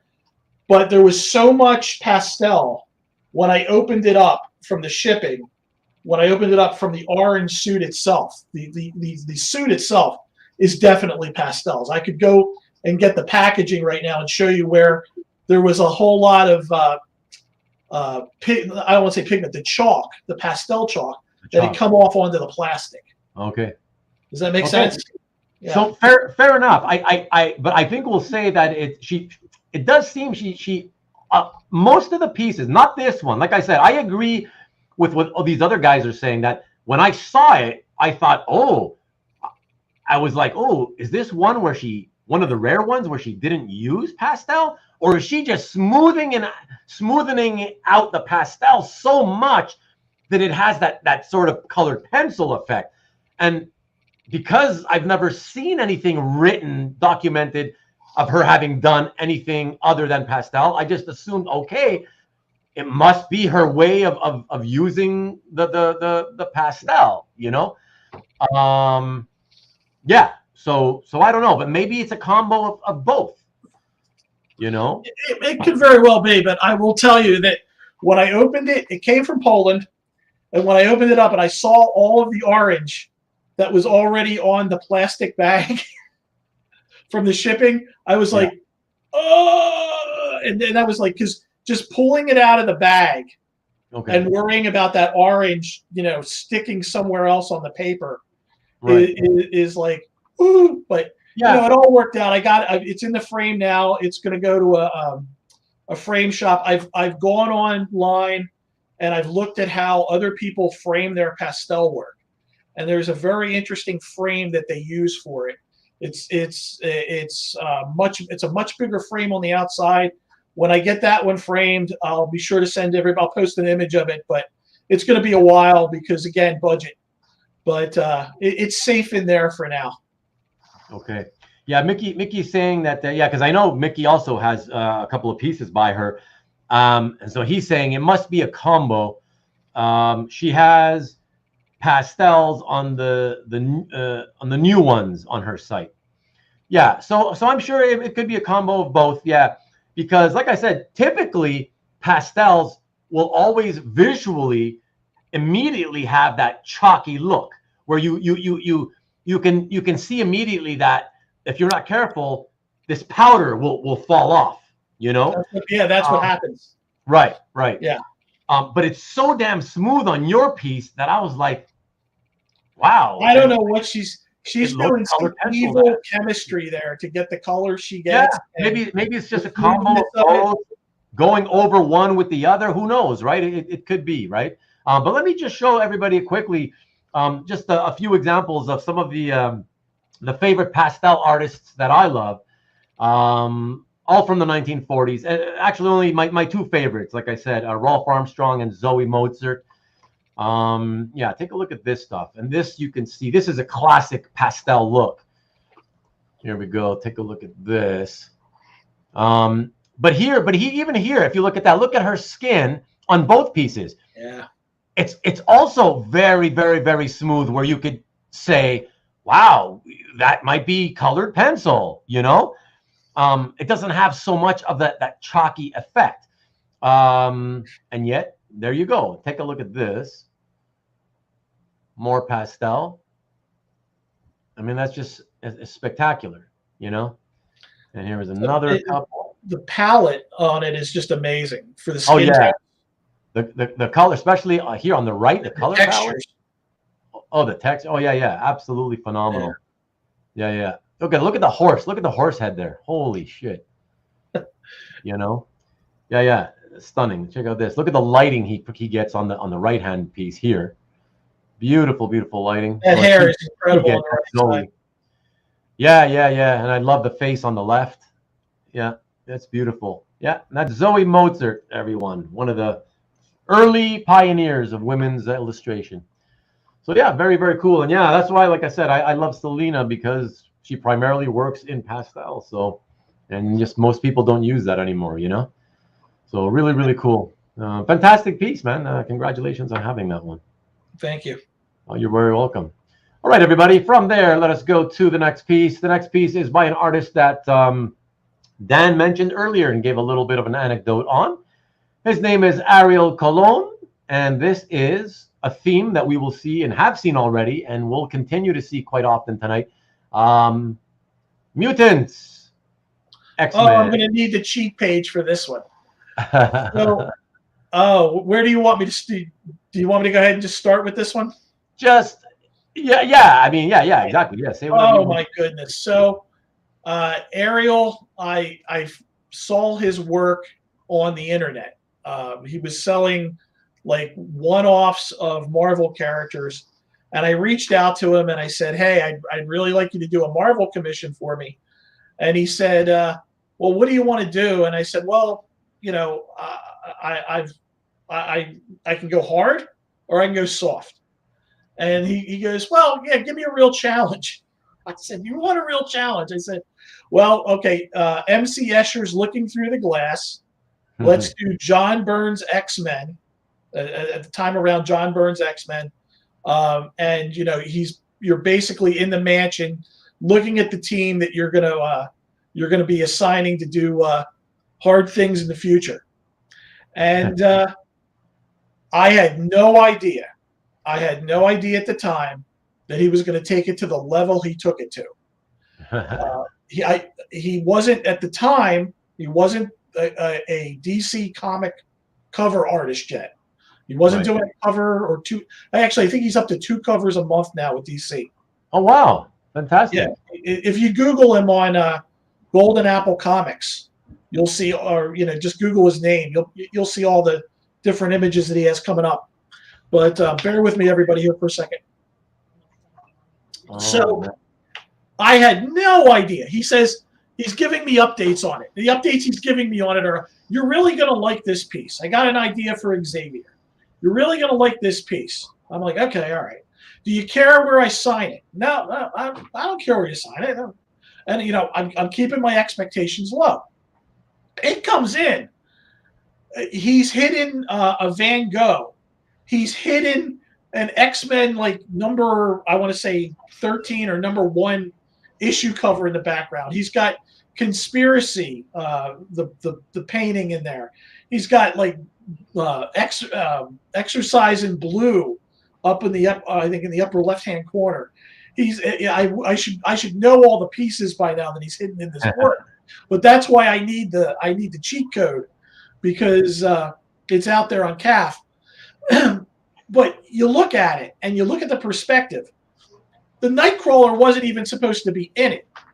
I'm talking to him and he goes, yeah, you know what? I got this empty space in a corner. What can we put there? I was like, well, you can put Nightcrawler teleporting. He puts Nightcrawler teleporting. I mean, I couldn't ask for more out of a commission. Towards the end of it, he's like, you know what? Listen, there's this space behind Xavier. Is it okay if I put Kitty Pryde there? I was like, well, if you're going to put Kitty Pryde there, you probably should have a Lockheed too. Oh, yeah, no problem. Holy smokes. I mean, and then the fact that it's all warped by the crystal ball coming up. The fact that he admits he used Yul Brynner as the inspiration. Yep, looks like it. Right? If you look at Marvel Girl's hand, left hand, in the little picture there, that's the artist's signature. Oh, cool. Right?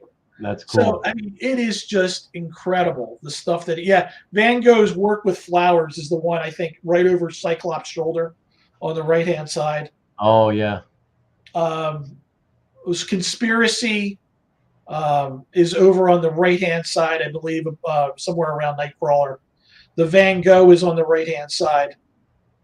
I mean, it's just amazing. It was truly one of those all-time shocker moments. And we got it delivered during COVID. I have pictures of him. He calls me up. He goes, hey, it's done. I said, all right. What do you want to do? He goes, I'm driving it down. I said, what? He goes, I'm not losing this in the mail. I said, okay, you're not losing it? And he's like, no, I'm not losing this one in the mail. I'm coming to your house. I'm bringing my wife. I was like, well, if you do that, I'll buy you dinner. And when he showed me this in my living room, I was just like, wow. I was just like, I showed him where it was going to hang when he finished it, but I had no idea, guys, when I commissioned Ariel to do this, just the level of detail, the love that he put into it, the effort. Again, get with the artists, get with them when they're struggling, when they're trying to break in, and wonderful, amazing things can happen. And the other thing is, I've made so many friends through comic book art collecting and this whole community, the people that are here are great people. I mean, in the beginning, when you opened up those horrible wildfires in Hawaii, we genuinely care about each other. And this is something that you don't get with every hobby. Okay. You don't get people who care. There are a lot of people who collect original comic book art and collect comic books in general and are just involved in the comic art community that are just phenomenal people. And the other thing I'll give a shout out to, because it just made me think of it, is the Hero Initiative that supports the comic artists in need. If you can, give to that. Give to the Maui wildfire charities. You just had 3 or 4 up last week on this channel. Please give. I try to give I know it's hard sometimes. This economy's rough, but we all lift each other up, right? I mean, that's Very much all I say about it. It's just Thank you, Dan. I appreciate that. incredible world. Yeah. Yeah, fantastic. And I just wanted to mention a couple of comments that number one Marvel fan said, "Damn!" on the all about the Cologne piece. CJ says that's a gem. Marcus is complaining because the Burn X-Men would have had Phoenix. So you can take it up with Marcus, Dan. They're in the mansion. Come on, she would have burned the mansion down. Karen all says all those great paintings would have gone up in flames. That's true. Karen says she loves the ripple effect at the edges from the glass. I guess you mean the distortion. Yeah, the distortion. Cool. Yeah, awesome details. And again, Marcus complaining and saying that because you said he's looking through the glass, Marcus wants you to know it's a crystal ball. And TJ says that's pretty awesome. So there we go. I'm a Styx fan, Marcus, and I like Crystal Ball. It's a great song. I kind of know where I'm going, though. Cool. All right, everybody. We're going to stick with the same theme. Stick with X-Men. This one is for you, Karen. And for this, we're sticking with X-Men, but we're going backwards, but not only to 1983 like the previous pieces, but to 1967. How about a little bit of Silver Age love? Oh my goodness. For the X-Men by Don Heck and Vince Colletta. Splash page to X-Men 39. What a cool piece to have, man. Yeah, you're gonna laugh when you hear where this came from. Okay. This came from the Wild West days of eBay when eBay first came out. Oh, nice. So I saw it and I said, even if it's because you didn't know whether you were getting a real page or not at the time.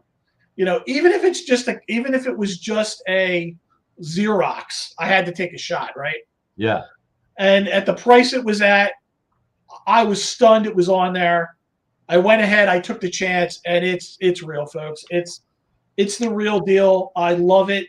From what I understand, the earlier X-Men pages, sometimes it's hard to get the whole team on one thing. I don't, it's funny. It's Vince Colletta inks. I understand that. Don Heck, I think, is tremendously underrated. But I get why people sometimes criticize Colletta. But again, if it wasn't for Vince Colletta, you wouldn't have had a lot of books because the guy was making deadlines left and right. Yeah. And I don't really feel like he overwhelmed the page or he did any injustice to this page. I feel like it's really, really great. But as a writer, the fateful finale. I mean, it doesn't get more nostalgic than this, right? Talk about your sneaky synopsis. Sheesh. I mean, this is so cheap, tongue-in-cheek, original Marvel that it doesn't. My opinion, it doesn't get much better. So yeah, I'm a big splash page fan. If you've got really cool wording on it. Yeah, for sure. Who isn't though, really? And that's the story behind that. I just, again, sometimes better be lucky than good. Yeah, sometimes. Karen wants you to know that's a beautiful Heck title page. Wow. Thank you. And by the way, I don't know why that if you were, I don't know if you stepped away, Karen, but that comment for me at least came in really late, especially given that I said that this one was for you. So I wonder if there's some kind of weird YouTube thing also that is causing these delays and problems on the chat comments. But anyways, okay, whatever. So after her comment, that was only the first comment, and only 2 more have come in since. So Rich is also saying early eBay auctions had a lot of bad photos, which we all know about, or no photos of the items. So it was a roll of the dice. Marcus says, heck yeah. Yeah, so that's for sure. That's a lot of fun. Yeah, I like this era. It's funny. The original X-Men. I mean, I love the new X-Men way more than the original X-Men. I'm not going to lie about that.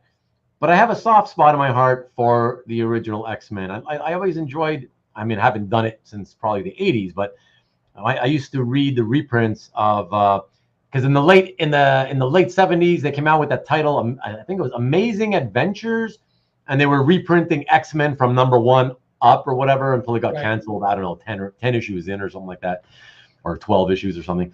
But that's how I used to read. That was my first introduction. I bought back issues of Amazing Adventures featuring, the X-Men.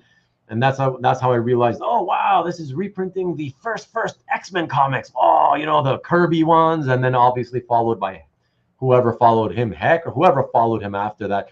Tuska, maybe, whatever. But they were fun. Again, I like the whole Professor X brings in all the international heroes. That's definitely my favorite stuff. But there was something fun about how he first got the team together, and it was only these 5 characters, and decides to put them in like the same exact costume, like it's a school, the black and yellow and the X, and I don't know, just something fun about it, And they don't get a lot of love. I just love the nostalgia of that piece. It's you don't find early stuff like that. You're going to pay a premium if you want it. Yeah, no, especially today. Holy crap, today? The nostalgia on that stuff is just crazy. No, yeah. Today especially, my God. A couple more comments. So, Karen, as I guessed correctly, you were filling up your son's sippy cup. Very good, Mom, you are. Marcus says, I can see Cyclops doing pelvic thrusts here.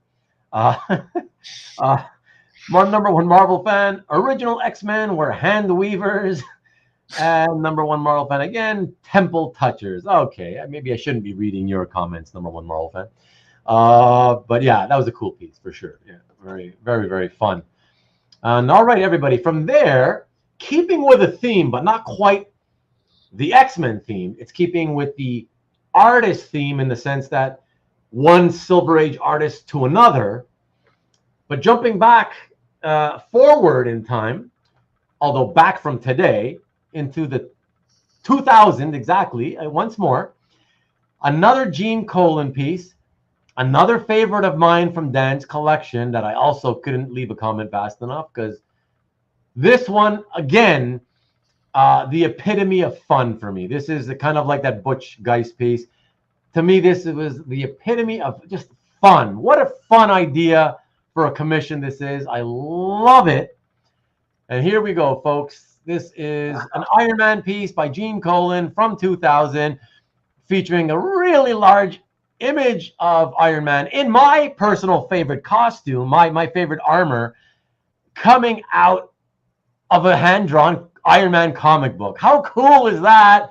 And I'm assuming, Dan, that the genesis of the idea came from you first. No. No? Whoa. No. This wasn't even a commission. Whoa, you got this after the fact. Yes, Gene was doing sketches for to raise money because he had glaucoma. Oh, yes, and right. This is one of his glaucoma. I call them glaucoma sketches. Okay. And it's big. I mean, I would say this is at least 11 by 17. Okay. But he would put these out on eBay under his handle, and he would auction them off. And I could only imagine what it would sell for today. But yeah, back when he originally posted them, they weren't. Let's just put it this way: the prices aren't what they would be today. Yeah, no, but for sure, right? clearly. But what I loved about Gene was he was so proud of Iron Man #1, and he was so proud of the way he had given Iron Man like the movement inside of the what he called the shell. Yeah, the armor. You look at it, you can see it, right? You can see how you can see the body through the suit, and the suit has form, and just the whole idea that he came up with of it coming out of that page like that. And if you look at the page close enough, he's gone into such detail that some of the dialogue is readable, right? Like he's talking about getting his costume out of a briefcase and stuff. It's great. Right. Oh, no, it's fantastic. And a few of the friends we have here in the chat say, again, Karen says, that's really cool. Rick Welch is saying killer.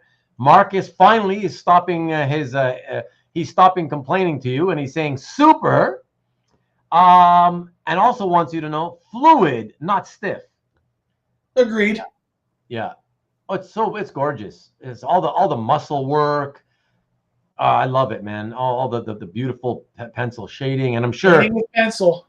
And this is just a photograph, so I'm sure in person how much better all the line art must look. Oh my gosh, it's tremendous. It really is incredible.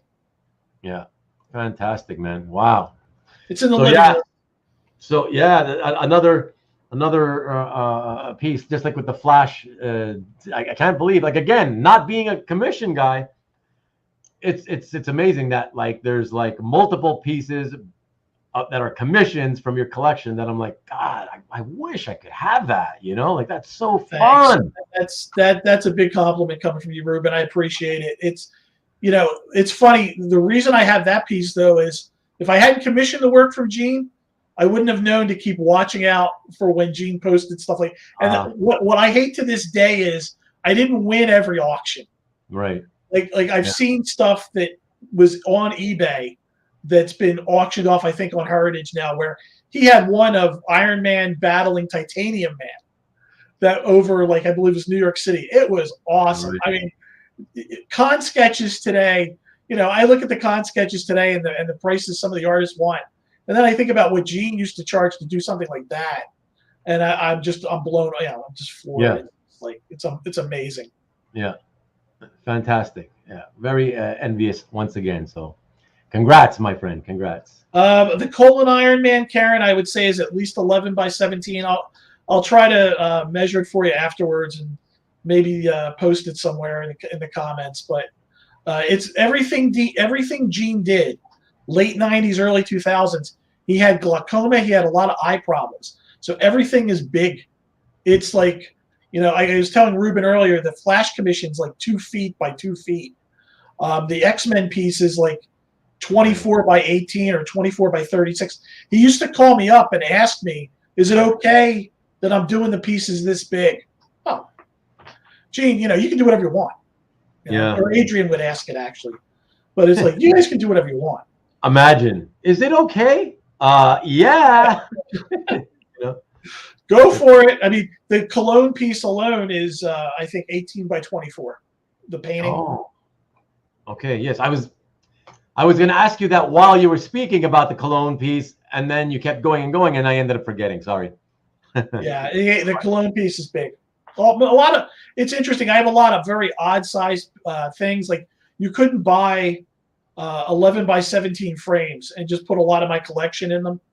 Like some of the covers, like behind, it's funny, even this Cassaday cover that you see over my head, one of them is 11 by 17, but the other one's oversized. Right. Yeah, Karen wants you to know she likes her pieces big. That's what she said. Not me. Very cool, Karen. Yeah, she's making a reference to the latest video that I had plugged at the beginning of the show. That unboxing she did on that video, you should check it out, Dan, because that's a monster piece. That's we talking about big art. That's big art. So check it out. Yeah, you should. You should, and like I said, you should check it out if for no other reason than to see someone get so genuinely emotional that she cries from the happiness that she feels at seeing the piece. Oh my God, it's so beautiful. Like, oh, that's awesome, Karen. You really should watch it. Yeah, everybody should watch it. Best video ever, Karen. Okay, so let me go to the next piece, and the next piece is one that we're going to jump into the very much more contemporary era, jumping back again to the mutants, X-Men.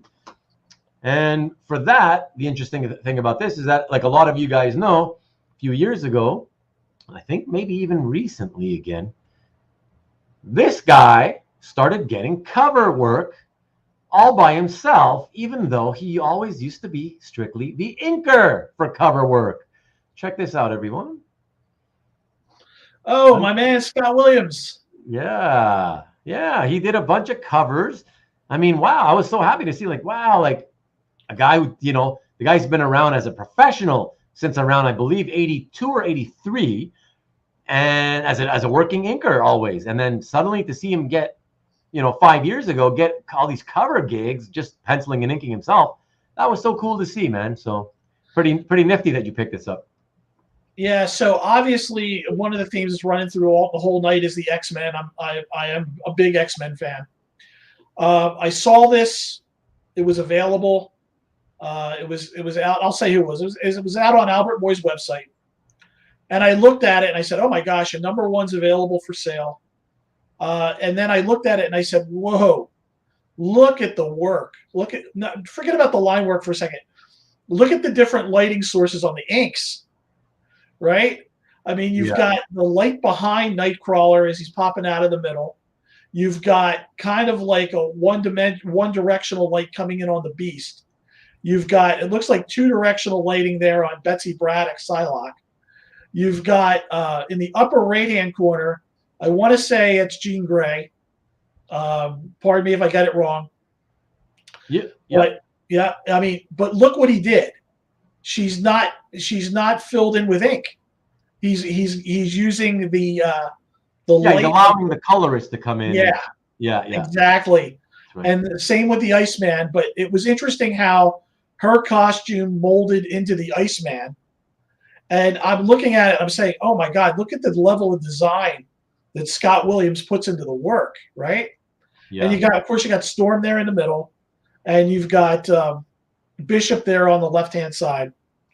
I was just really, really happy with it, and I said, you know what? In Cannonball, X-23, I got to go ahead and take a shot at it.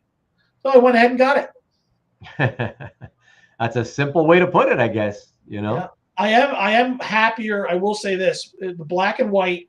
If you see the bottom of the piece, do you see how he has his atmospheric inks down there at the bottom for the background, as opposed to how it got lost with the color with the lines? Well, all the special effects. They decided to cover it up with the digital effects or whatever. I personally think Scott Williams' background looks better than the special effects background. That's just me. Yeah. Again, these are things that us collectors often wonder, like, why would you do that? You should have left it alone, but whatever. It is what it is. Yeah. It's cool that as the original art owner, you kind of get to have this secret that most people who read the comic never saw, so they don't know about it, and you get to know about it because you're the one who owns it. Yeah, I mean, I just, I really enjoy it, and I reached out to Scott Williams afterwards. And Scott, I told Scott, this is going to hang on the X-Men wall. And I showed him my X-Men wall with all the other artists. And he said he actually was very humble. He's a great human being, phenomenal supporter of the community. And he came back and he said, it is just an honor to hang on the wall with such great artists. So that just tells you the quality of the person. And, I couldn't be prouder to own it. Fantastic. Yeah, that's very awesome. And of course, I got to do the requisite since I can't pop it. Oh, and for everybody watching on Rewind, if you're watching this on Rewind right now, the reason I'm not popping anybody's comments onto the screen is because my software is the software company is having trouble, I guess, something. And I'm not even seeing comments. So Dan and I are both on separate devices and separate tabs. Having to look at the comments directly on YouTube. So there you go. That's why we're not popping anything onto the screen, or you're not seeing any comments pop onto the screen. Karen, you're always most welcome. Karen also says, so awesome. Scott is so talented. Yes, he is. CJ says, great Williams cover, a nice Kanish look in movement. Marcus says, he knows how it should look. And Karen says they lost their legs with the effects. What are you going to do? Like I said, you've got the original, at least. That's what matters. I'm okay. You're good, man. I'm good, man. I'm smiling. That's good. Scott Williams answered me back. I'm smiling. Okay, cool. Everybody, why don't we take a look at the next piece? And the next piece, we stick with Marvel, and we go modern, but a little older than the last piece, but a really, really cool one by a very popular. I gotta say, this guy, is it's like eternally popular artist as a commission. Like in the commission world, this guy, I have a lot of friends who love to try to get stuff from him. Yeah, and he's always supremely popular. I don't know if you know, you probably still haven't figured out who I'm talking about, Dan. I don't know who you're talking about yet. Oh, okay. So check this one out, everybody. There's a really fun cover. Shadows and Light #1 by Brian Stelfreeze. Actually 26 years old already, so not that contemporary anymore, but yeah, still, yeah, really, really awesome piece, man. Yeah, thank you. I believe it or not, this was the third piece I ever bought. Third, wow. Third. And wow. it's a painted acrylic on board. I want to say it should just be the image itself. The board itself is larger than 11 by 17. It has lines in it where they would, I guess, the camera would line up to shoot the cover around it, but the painting itself is inside of those lines. Right. And it's just an incredible piece. But I tell a story a lot about this. It's Brian is known for his vivid colors and for all the exciting, brilliance of his work. And here, very early on, better to be. And this was another thing, Ruben, you're not going to believe. I didn't know about the whole collecting #1 issue thing. When I started out, I had no idea that getting a cover to a #1 issue was an important thing. So it's, like, again, better to be lucky than good. But I had also heard about, how artists that sometimes do works outside of what they normally do, the work becomes, even more impressive. And this is a situation where I can see it's killing Brian Stelfreeze that he's, the book is Shadows and Light. He's got to work in black and white, but he's using those reds so strategically, especially when, I could tell it was killing him. He's got the red in the eyeballs. He's got the red in the gums of the Hulk. He's got the red in the repulsor hands, right? And he's just like, I have to stay with these muted color tones, this muted color palette. But you know what? I'm going to secretly let everybody know I'm out there with the color. Yeah. So and the detail on it is amazing. I mean, for his and this must have been early in his career too, because I love the Black Widow there. I love the Iron Man. Daredevil's kind of hidden between the two of them, but then you got the Hulk, right? And this was something that pretty much encompassed to me the whole what would happen with the MC universe down the road. Because if you think about it, you've got 3 of the original Avengers in the piece, plus Daredevil, who became the hit on Netflix. And when I think about it, and this is something that goes to collectors today. I didn't know when I was doing this, but one of the things you definitely want to look at now, and you see it, I think, in the pricing, is that some people are now pricing by the hero, right? If you want an Avenger, if you want if you want the Hulk, you want especially Iron Man or Captain America, there's a little bit more of an upcharge than there is for some of the other heroes. So just be aware of that in the biz. Yeah. Amazing. Yeah, I think this was it's 97, so I believe some of the guys in the chat can probably are better with this, but I think Stelfreeze was probably already a few years into his career at this point. I want to say, gosh, I'm going to guess like maybe 4 years or so, something like that. But yeah, it's fantastic. I mean, thanks. Yeah, no, absolutely. Again, sometimes better to be lucky than good. Yeah. Listen, yeah. Listen, sometimes you get lucky, other times you have misfortune and somebody else gets what you wanted. I learned early on. I mean, I told you I got burned on those 2 pieces early on. The first 2 pieces I ever paid for, one was a Blue Line Mechanical. I probably overpaid for. I know I overpaid for that. And then the other one was an Ascension piece by David Finch, which has greatly appreciated in value. So I didn't actually overpay for that, but at the time I did. at the time I would have never paid what I paid for the piece. So what I would advise people to do is, before you do buy something, definitely do research, get on different websites, try to see what you think is a fair price for something. Make sure you have that price in mind. And especially with the auctions today, if you value something at X and it goes over X, my advice to you is go ahead and stop, unless you really, really love it and you absolutely have to have it. And you talked about in your last show, or I think it was your last show, the Grail. You had a Grail piece, or that you've talked about. Absolute Grail on your website with the whole cover. Oh yeah. If you have that, then I would say okay, then it's fine, go for it. But if you've done your research and you put a value on something, or you put a budget, you have a budget, and you're putting X as the maximum you're going to go in the auction, don't go over that. Don't chase. That's been my personal experience. Yeah, no, that's good advice, man. Good advice, absolutely. Okay, so let us see if we can pull that one off. There we go, perfect.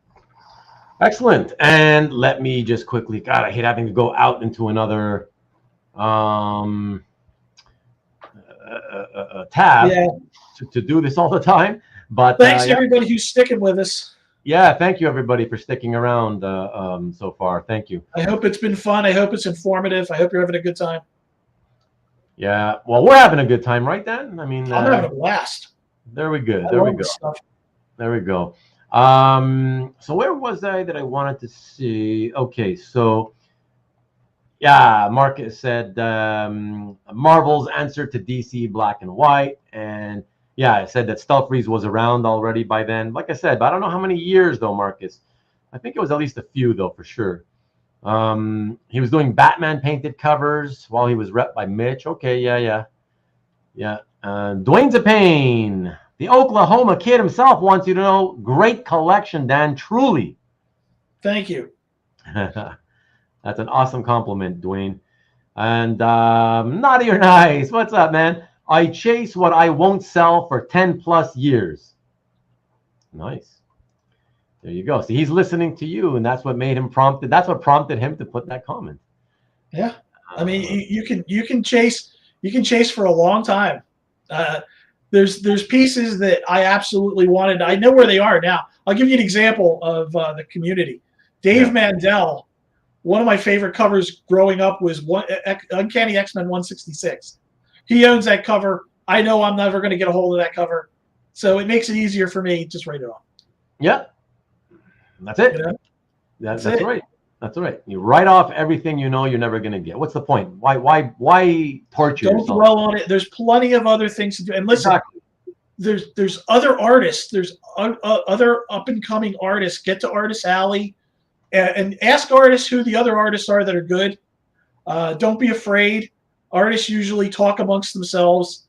And I tell everybody this story, but I went up to the con to meet Gene Colan and Adrian. And Gene said to me, he said, I showed him Alex Ross, Marvels. Yeah. That's why I bought the Marvels page. And Gene looked at it. He instantly went, yeah, that guy has a clue. And then the other person that was there was Tim Sale with Daredevil Yellow. And Tim wasn't at the show, but Tim, God rest Tim Sale's soul. What an incredible noir artist. Amazing artist and a wonderful man as well. He was. I got to know him a little bit and had private chats with him. I wish I had gotten a chance to meet him. There's so many people I regret. I regret that I really didn't go to as many George Perez panels as I probably should have. I regret the fact that I didn't commission Gene as much as I probably should have before he passed. I regret the fact that Neal Adams isn't around to tell his stories anymore. God, I miss him on those podcasts talking about the stories. Yeah. We lost Tim Sale. We've lost Carlos Pacheco.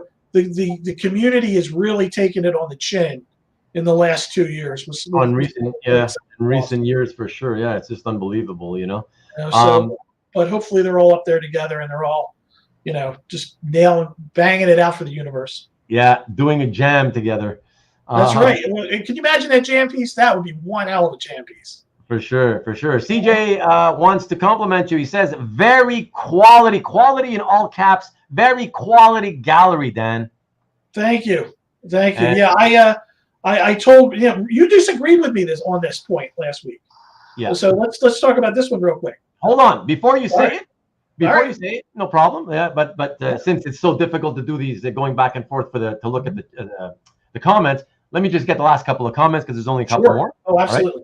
Right? Rich is back to say, Daniel Nick, I love this comment because it's true.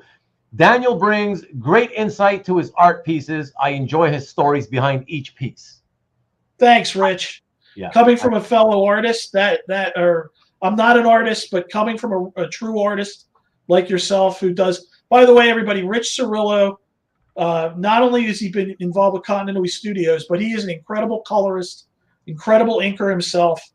Rich, coming from you, that is a high praise. So thank you.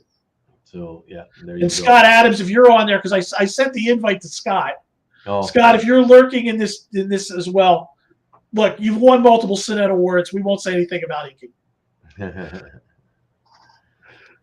Yeah, so go ahead. Go say what it was that we had disagreed upon last week. So the thing that you disagreed with me on was I said quality over quantity. I'm a big fan of save up, for the 1 page as opposed to the 6 pages. I'm a big advocate of that. I don't know where you stand on it because as a dealer, I've seen some of the stuff. You tempted me. You tempted me, Rubén, with some of the pieces you have out there. But however, I will say this: I did not see Perkins covers and splash pages up there like I expected to. Are they already allocated? I'm just going to ask this: are some dealers do this? Some dealers already have the covers and the splashes allocated before they even make it public that they have the art. No, not. I mean, no, I'm not going to speak for anybody else. I don't know what anybody else does. I don't talk to any other dealer unless I'm doing a transaction with them. No, I just like for me, no, I do own some. I don't know how. Probably not many. I don't know how many covers I own. I own some covers by Mike. Yeah, sure. But here's the thing: most of the stuff he produces, I sell to other people. First of all, because I can't afford to buy everything I like from him, and I really like the way he tells stories with all that shadow work.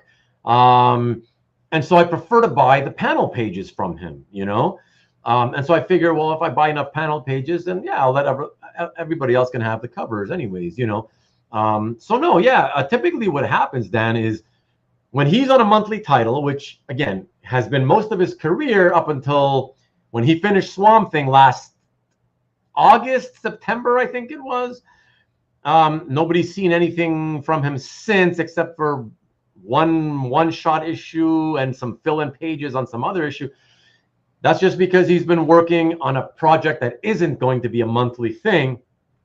It's going to be a special project, and it's only going to be scheduled to be published in 2024.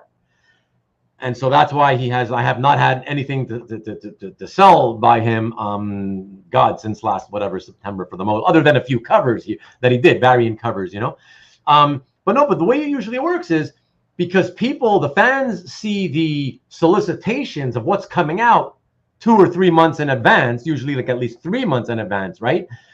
And so what happens is the solicitations come out, and then I assume other representatives of artists, I start getting emails.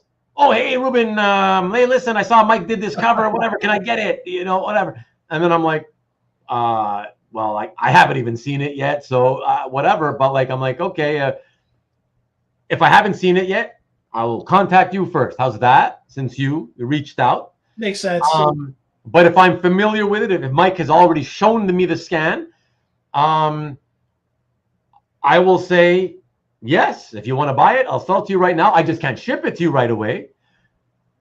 But if you want to pay for it now, you lock it in, and yeah. And so we do sell before the comic book comes out sometimes, Mm-hmm. But yeah, no, I don't know about anybody else, but just speaking for myself, don't think that I'm one of those guys who's like, oh yeah, he's repping the artist, so he's got this huge stash of like the best covers he ever did, or No. I don't think that, but I do think at least what I've heard is there are artists now that are holding on to like the cover and the splash page. Sometimes they do that, yeah, because a lot of the artists they're like, wow, they're seeing what's going on, they're seeing all these other artist friends, they're getting so much crazy money, and they're just kind of like, well, what's happening here? And maybe I should hang on to my stuff. It's going to be worth more down the road, and yeah, so a lot of them are kind of doing that kind of thing, Now, this is interesting. I'm looking at the comments. Miki is disagreeing with me.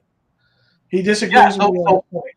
So there you go. So now you got one guy. So right away, you got Mickey disagreeing like I had last week. Marcus, I'm not sure why you're saying Swamp Thing is in there. Because I don't have a Swamp Thing cover. By the way, hello, good evening to you, Carlos. What's up? So this is the thing, Dan. I can't get into it in depth because we don't have all night, but I can tell you first of all that yes, have I advised younger collectors, newer collectors, what you have just said about, maybe try to focus on quality over quantity? I have. I won't deny that. I have. But I never said, do it. I said, maybe one way of thinking about it is you can concentrate on the higher, better, expensive piece, whatever, instead of buying the lower price stuff, that, as an option. I don't subscribe to what you say because I really feel deep down that when you say that, anybody, not just you, everybody who says that, right? Anybody who says that, I really feel like it comes from a place of where their priority seems to be more about the ultimate future value of your collection. Okay, which is fine if that's what is your priority. It's fine. I have no problem with that. But for me, I've always taken more of an outlook where I just want to enjoy what I have. I don't want it to have to be, splashes and covers and expensive panel pages, because that's the stuff that'll hold value the best and go up higher, right? I don't want to do it just for that reason. For me, I'm like, I want to buy what I like. Let me enjoy what I like. And whatever value the collection accrues over time, I know it won't be as much as if I just focused on covers and splashes and, that kind of, and the big name artists. But I don't care. I want to do it for enjoyment first, and then whatever value is accrued comes below that. Like it's a notch lower in my level of importance, So I'll tell you, to give you an example, okay? To give you an example, you were talking about Mike Perkins. Well, for most titles he ever did, I only own a handful of pages, on his whole run. Captain America, I could have been buying pages galore every issue he did. I didn't. I let everybody else take first pick. I took second crack, or last crack, really. I only own, I think, 5 or 6 pages from his Captain America, and none of them have Cap. Okay? From Iron Fist, it was an exception. I went crazy. I asked him permission. I said, look, I never took first dibs on your art before. I'm asking you now. Is it okay if I take first dibs with Iron Fist? He said, sure, fine, of course, go ahead. So I probably averaged 4 pages per issue, and I think he did, I want to say 15 or 16 issues or something like that. So I own probably 60 or so pages from that one title, okay? A short run that he did on Iron Fist. Other than that, though, Tom Grummett. Everybody knows I love Tom Grummett's artwork. Oh, you have a small collection of covers from Tom. I do have a small. As an X-Men fan, yeah, I kind of looked at those covers. Yeah, okay. And I actually have more than I have, and I have actually more than you even see on my gallery. Oh, okay. But let's not talk about that. But they'll come out eventually, all in good, all in good time, my friend. All in good time. Sure, they will. But yeah, but like, with panel pages, I love when he took over for George Perez on New Titans. I didn't, like, a lot of readers left when George left. They left. Okay, that's fine. but I wanted to stick around because I love the characters. They were like family to me, you know, like Byrne's X-Men were like always family to me. The characters, you know, it was the soap opera behind the super heroics. So I was in love with the characters already, and so I just hung on after he left. And then, Tom came along. He was the replacement for George. And yeah, and then whatever, eventually in 2016, when I decided, okay, I want to focus my collecting on Tom's art, I bought a ton of the New Titans pages he did because nobody else was buying them anyways. And they were dirt cheap. Now they're significantly more, but compared to everything else in the hobby, they're still probably what you would consider dirt cheap. But I don't mind. I have, Dan, I can tell you I have hundreds. Listen, when you asked me, Ruben, hey, are you aware though that like if you would take all that money and put it into like a much smaller quantity of like much higher end pieces, you'd be better off financially? Of course, Dan, I'd say like, of course I'm aware of that. I just don't care. Right. So I mean, ultimately it comes down to what you like, right? Right. And if that's your collection and that's what you enjoy, keep it that way. Exactly. And sorry, let me just quickly interrupt. All the comments. I wanted to catch a few of the comments, and I'm seeing here Karen saying, I try to focus on bigger pieces, but I always end up buying multiple smaller pieces instead. There are too many pieces that I like. That's how I feel too. So that's where that comes from. Mickey says, I collected this stuff when pages were $10 each. Wow. And no one thought it would be worth anything. Mickey, they're not $10 each anymore. Yeah. And like he says, though, no one thought it would be worth anything in the future. Congratulations, says, Mickey. Karen says, I have to start putting my kids to bed. Have a great night, everyone. Great show, Ruben and Dan. Amazing art. I'll catch the rest on Rewind. Rewind. Thanks, Karen, for all the participation. Thanks very much. Really appreciate you every week. Everybody, please, again, go watch Karen's pages on YouTube. Her latest video especially is awesome. Good night, Karen. I'll talk to you soon. And Marcus says, Ruben should have been higher on Grummet Titans. You mean the ones that I didn't get that you were selling on eBay? I guess so. My mistake. You know, what am I going to say?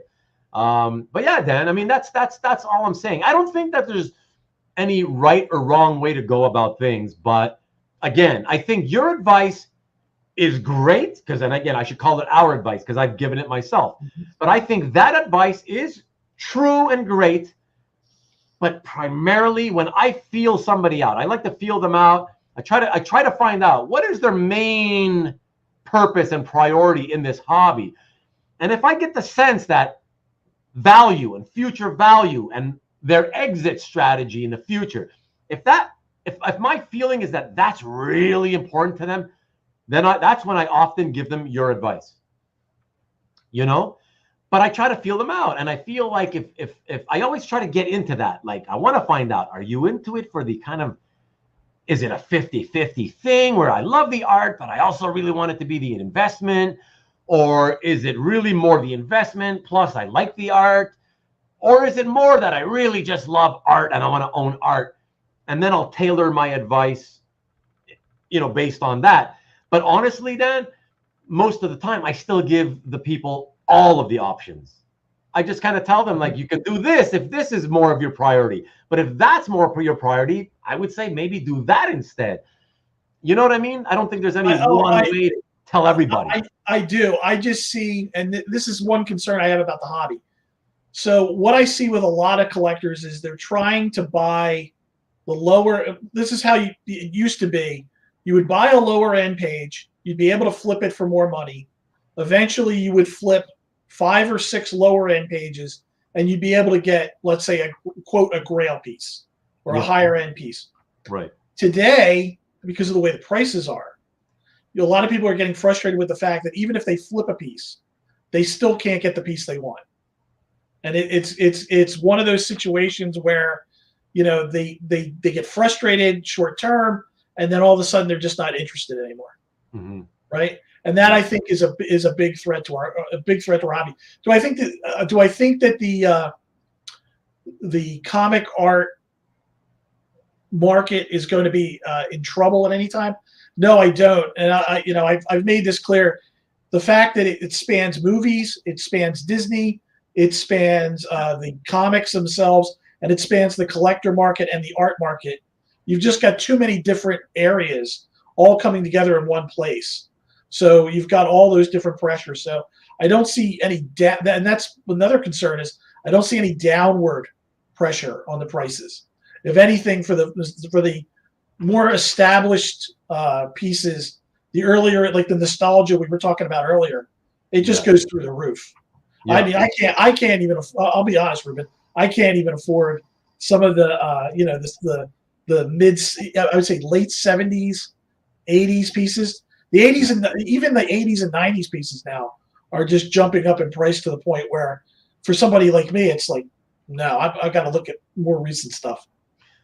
Let me jump on your little spiel there and say, yeah, you're absolutely right about the prices. Forget 70s, even like you said 70s and 80s. I mean, 80s. Listen, I have a friend, Vito. What up? He recently went to a con, and he likes Web of Spider-Man pages by Alex Saviuk. Mm-hmm. Remember, in the 1980s, that was the tertiary title. That was the third Spidey title, right? So it's like, you know, if you were a huge Spidey fan like me, you bought all three titles, you read all three titles. But you knew, even reading them all, you knew that Amazing was the key title. You knew that the writing was always better on that one, and the stories and artists were sort of secondary on the second title, Peter Parker, the Spectacular Spider-Man, and then Web of Spider-Man, you know. But he loved that era of Alex Saviuk on Web, and I don't mind telling you, he's bought some panel pages for like $3K.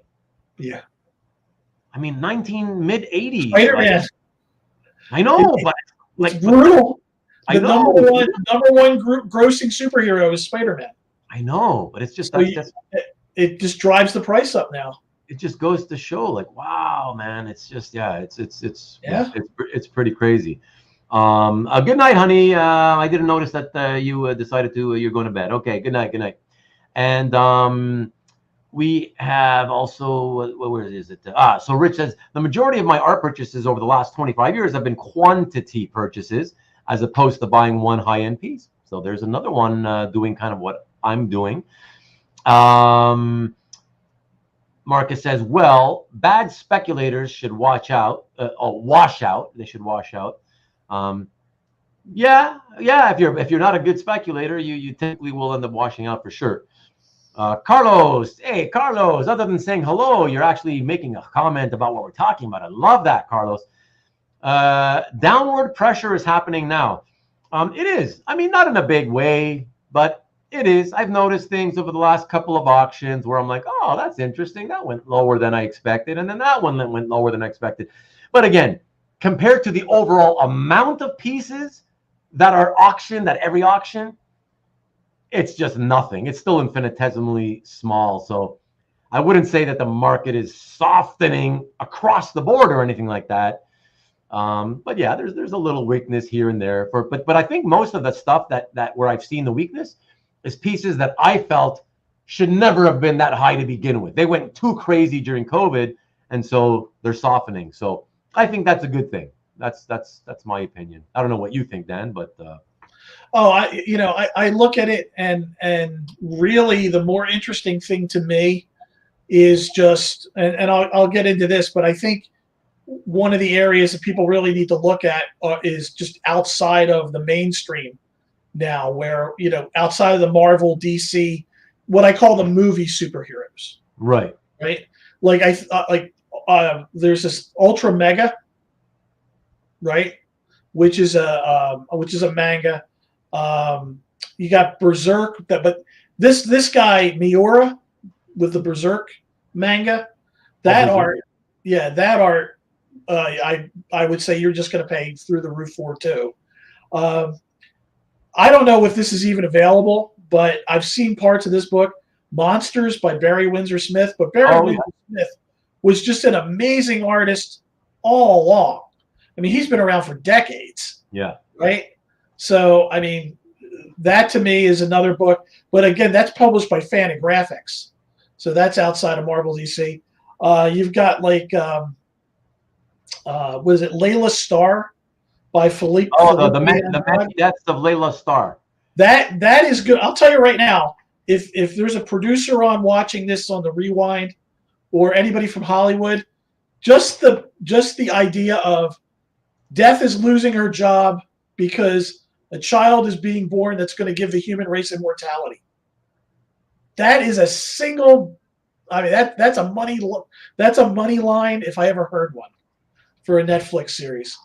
I wouldn't be surprised if it's already been optioned, to be honest. Yeah, I wouldn't either, but you never know. Yeah. Sometimes it takes Hollywood a long time, like 40, 50 years to come around, Ruben. Yeah. Would you say? No, yeah. Yeah. Yeah, I'm well aware. A little bit. Just a little bit. They have a history of being a little slow on the take sometimes, right? Yeah, just a little. Yeah. And we're not quite sure whether this is a franchise or not. People have been buying it for 30 years, but we're not sure if it's a franchise or not. Yeah, that's right. That's right. Couple of comments. Rich says that it's frustrating that a lot of pieces and artists I'd love to purchase pieces from are out of my financial reach now. Well, everybody shares your pain there, Rich. And then Marcus said, yes, but nostalgia for 90s is high. It's true, Marcus, but nostalgia for like everybody's era is still pretty high. You know, I get what you're saying. You know, 90s, it's been the thing. It's been the decade that everybody chased after for quite some time now. But really, it's strong for the 60s, the 70s, the 80s also, you know, just across the board in general. Rich also says, thankfully, I'm not a big Spider-Man collector with today's prices. There you go. Good for you. Lucky you. Lucky you, Rich. By the way, when it comes to toys, Rich Cirillo, oh my goodness, with the toy collection. So, well, no, what amazed me is when Rich is working at Continuity, they will have art for toy packaging. Yeah. And Rich will know what toy it went to. Oh, yeah, sure. It just drives me crazy with that stuff. Sure. It's awesome. He's awesome. That's all I got. Yeah. Oh, Rich, great guy for sure. Amazing person. Yeah. Thank you as always for dropping in. By the way, Rich, thank you, and always for participating. I love I love it when you guys participate more often. All right, everybody. We've got a few more pieces to go here, and we'll wrap it up. Next piece. Whoa, going back to the X-Men, baby. So we're gonna do my favorite early era, not my favorite, but my when I started collecting. So check this out, everybody. Dave Cockrum, once again, the Dave Cockrum with Bob Wiacek from X-Men 158. And I love the fact that not only because it has Nightcrawler and Wolvie, I love their relationship, but I love that the first three panels have those flashbacks to what was it, X-Men 140 or 141, where they fought the Brotherhood of Evil Mutants. Yeah, I love it, man. Yeah, I loved it too. I love the fact that it pretty much in a single page. Now, this is a funny story, but we'll segue into it. This page totally encompasses what the superhero team is all about, but at the same time, it's got the whole mutant debate in it with like some, I'm going to say it's like a Dick Cavett type character towards the bottom. But it's probably, I don't know who they're trying to mimic there in the panels. Sometimes that's fun. And then you got Wolverine and you've got Nightcrawler at the bottom in the panel. I just love the page. I had to have the page. But the other thing is, everybody pay attention to the amount of dialogue Chris Claremont put on this page in 1982. Because, and I'll segue into this. My first con that I ever went to, I was 13 years old. It was 1983. It was the Heroes Con at the Absmark Hotel in Philadelphia. And I'll tell you why it was so memorable for me. Paul Smith was the guest artist signing autographs at the 1983 event. And I went up to him and I told him I wanted to be a writer. And he went crazy on me. He said, well, whatever you do, don't be like Chris Claremont. Don't fill the pages with dialogue like Claremont. And I'm thinking to myself, what does he mean? And now I look at this page and I look at what he did with Claremont later on with that whole run from 165 through 175. And I realize now just how verbose Claremont was early on with Cockrum versus Smith. It cracks me up. I just can't believe that it took you so long to realize how verbose Claremont always was. Well, no, I was 13 years old at the time, and he was my hero because he was the X-Men writer, right? Yeah. So, no, for sure. As verbose as he was, I will say that era for me is still great. I mean, I was super hardcore. I mean, of course, for me it was back issues, but Giant Size 1, and then of course 94 up until I guess the end of the Paul Smith run. That's my favorite stuff. And then with Romita Jr. heading towards, it was good. I loved that. I loved it, but the writing wise, I'm speaking of in particular. 175 to 200, still good, still holds up. I think it's still good, but it's the section of the series where I, for the first time, started to feel like the closer we got to 200, I was like, it's not getting good anymore. This is not like the second Cockrum run or Paul Smith even. Like, And then when we got to 200, I just remember thinking, what? What do you mean?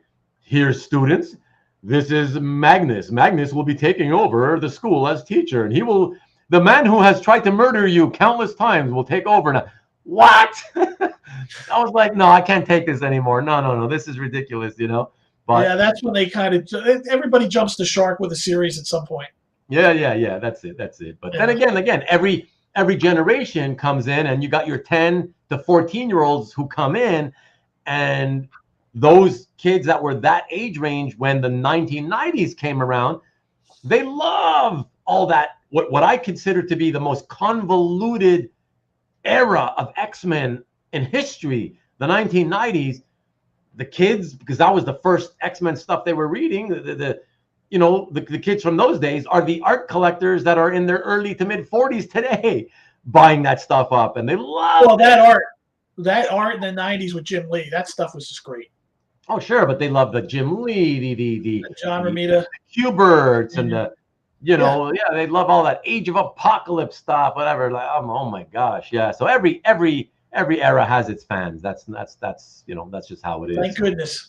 Yeah, for sure. That's how we keep it going. That's how we keep this whole thing going, right? Oh, it's fun. It's fun to talk about. Absolutely.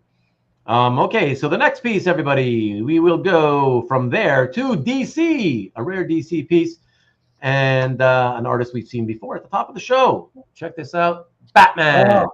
And for me, I added a little Metallica reference right underneath as a subtitle to Batman, just for fun, because I'm a Metallica fan. But Ride the Lightning. I actually called this one Batman Blue. This was a commission from Neal. Okay. I got really, really lucky. This was towards the end of Neal's time with us, and I said to Jason Adams, who you go through to get the commissions, I'd like this image of Batman. This is the style, and Jason just came through with it. This is based off of a previous, I want to say lithograph or portfolio plate that. I don't know what you would call it. I'm going to say litho that Neal Adams had done earlier in his career. I got it back. I said it took a little bit of time because they were waiting for the brushes to come in for Neal to do the lightning. But you can see the picture of him working on it on the website that I posted on. I just absolutely love it because when Jason asked me about it, he goes, do you want it dark? Do you want it like, the Dark Knight? I said, no. I want the classic Batman that your dad knew that was Batman Blue. And they gave it to me. They just hit it out of the park. The reproductions of this don't do it justice. When you flip the light on in the room and you flip the light back on, the paint that he used, the whites that he used, they like glow. I don't know how to explain it, but like you turn the light off and the whites are still kind of like losing their brightness off of when you turn the light off. And the way he silhouetted Batman, it's just phenomenal. It's a published piece. I couldn't love it more. Knock on wood, I'm very blessed. And Thank you so much, continuity. Thank you so much, Neal. Thanks, Jason. Thanks, everybody there. Yeah. Rick wants you to know, fantastic commission, Dan. Stunning. Thanks, Rich. Yeah, it blew me Rick. away. Rick. Oh, Rick. Thank you, Rick. Yeah. But Rich also comes in and says, this Batman piece is amazing in person. No scan can do it justice. It's really hard to reproduce. No matter how it's funny. I actually sent this back to continuity, but I've taken pictures of it and I've used the photo wizard. And sometimes with the photo wizard, the way the way he lit the shoulder and the torso and the left leg and the background, the different effects give you like different clarity of the image. It's really scary how cool it is, and the anatomy on the on the torso, the bat belt itself, that utility belt, it's just great. I love it. The fact that he has the open mouth gargoyle, I think is just classic. Oh yeah, CJ just said that exact thing. He just said such a classic Neal Batman. Yeah, and that's what I was going for with it. Yeah. And boy did he deliver. God bless him. Yeah, fantastic piece. Yeah, really, really nice. I originally didn't even have that selected, FYI. And then I was looking, how many pieces do I have? And then I'm like, I can add one more. Oh yeah, let me grab that Batman by Neal. Yeah, that's a good one. I got to show that one. Can't hurt. Neal Adams Batman, you can't go wrong. No, for sure. Okay, let's take a look at the next piece, everybody. And for that one, back to this. I love this because I remember for me it was a back issue, but oh my god, I was like, oh yeah, the FF's greatest villain with the X-Men. Awesome. I saw this come up for auction and I said, I'm going to do what I need to do to get that first panel. Because I was looking to buy a house and I am doing my rule here. It hangs in my walkway as you go up the stairs, because that's just how I feel. I own my house. I rule here. And that's not that I envision myself as a Dr. Doom type, but again, sometimes when you're a homeowner, it definitely had appeal. Yeah, and it's just such a they came out with that video game later on with the X-Men where Dr. Doom was the antagonist, and I had to laugh because there's not really a whole lot. I don't recall Dr. Doom appearing a whole lot in X-Men comics. Right. But there's just a whole group of people out there who follow Dr. Doom. And I get comments all the time on the piece of Doom, right? And then they just put the exclamation point. So now when somebody has a Doom piece that I like, I always put just Doom. Yeah. And I put the exclamation point. Dwayne, we all know what we're saying about it. Dwayne's the pain just did it, but he left out the exclamation point. Yeah, that's it. Every time you see him on a page where he's just regally standing there, that's what I think. I'm like, yeah, Doom. So that's why everybody does that, Yeah, I love it. Yeah, Marcus says it's sweet, which of course it is. CJ, a fabulous 6-panel banger. And of course, Rich can never go wrong with a Doom piece. Rick Welch says Victor Von Dam. And Marcus wants us to point out that, look, chains. I don't know. Are we hot for chains? I thought you were going to say bricks. But okay. Chains it is. Yeah. But in all honesty, I like I said, for me, the Doom is he's one of my favorite villains. He's that classic, Fantastic Four was the first super group of Marvel.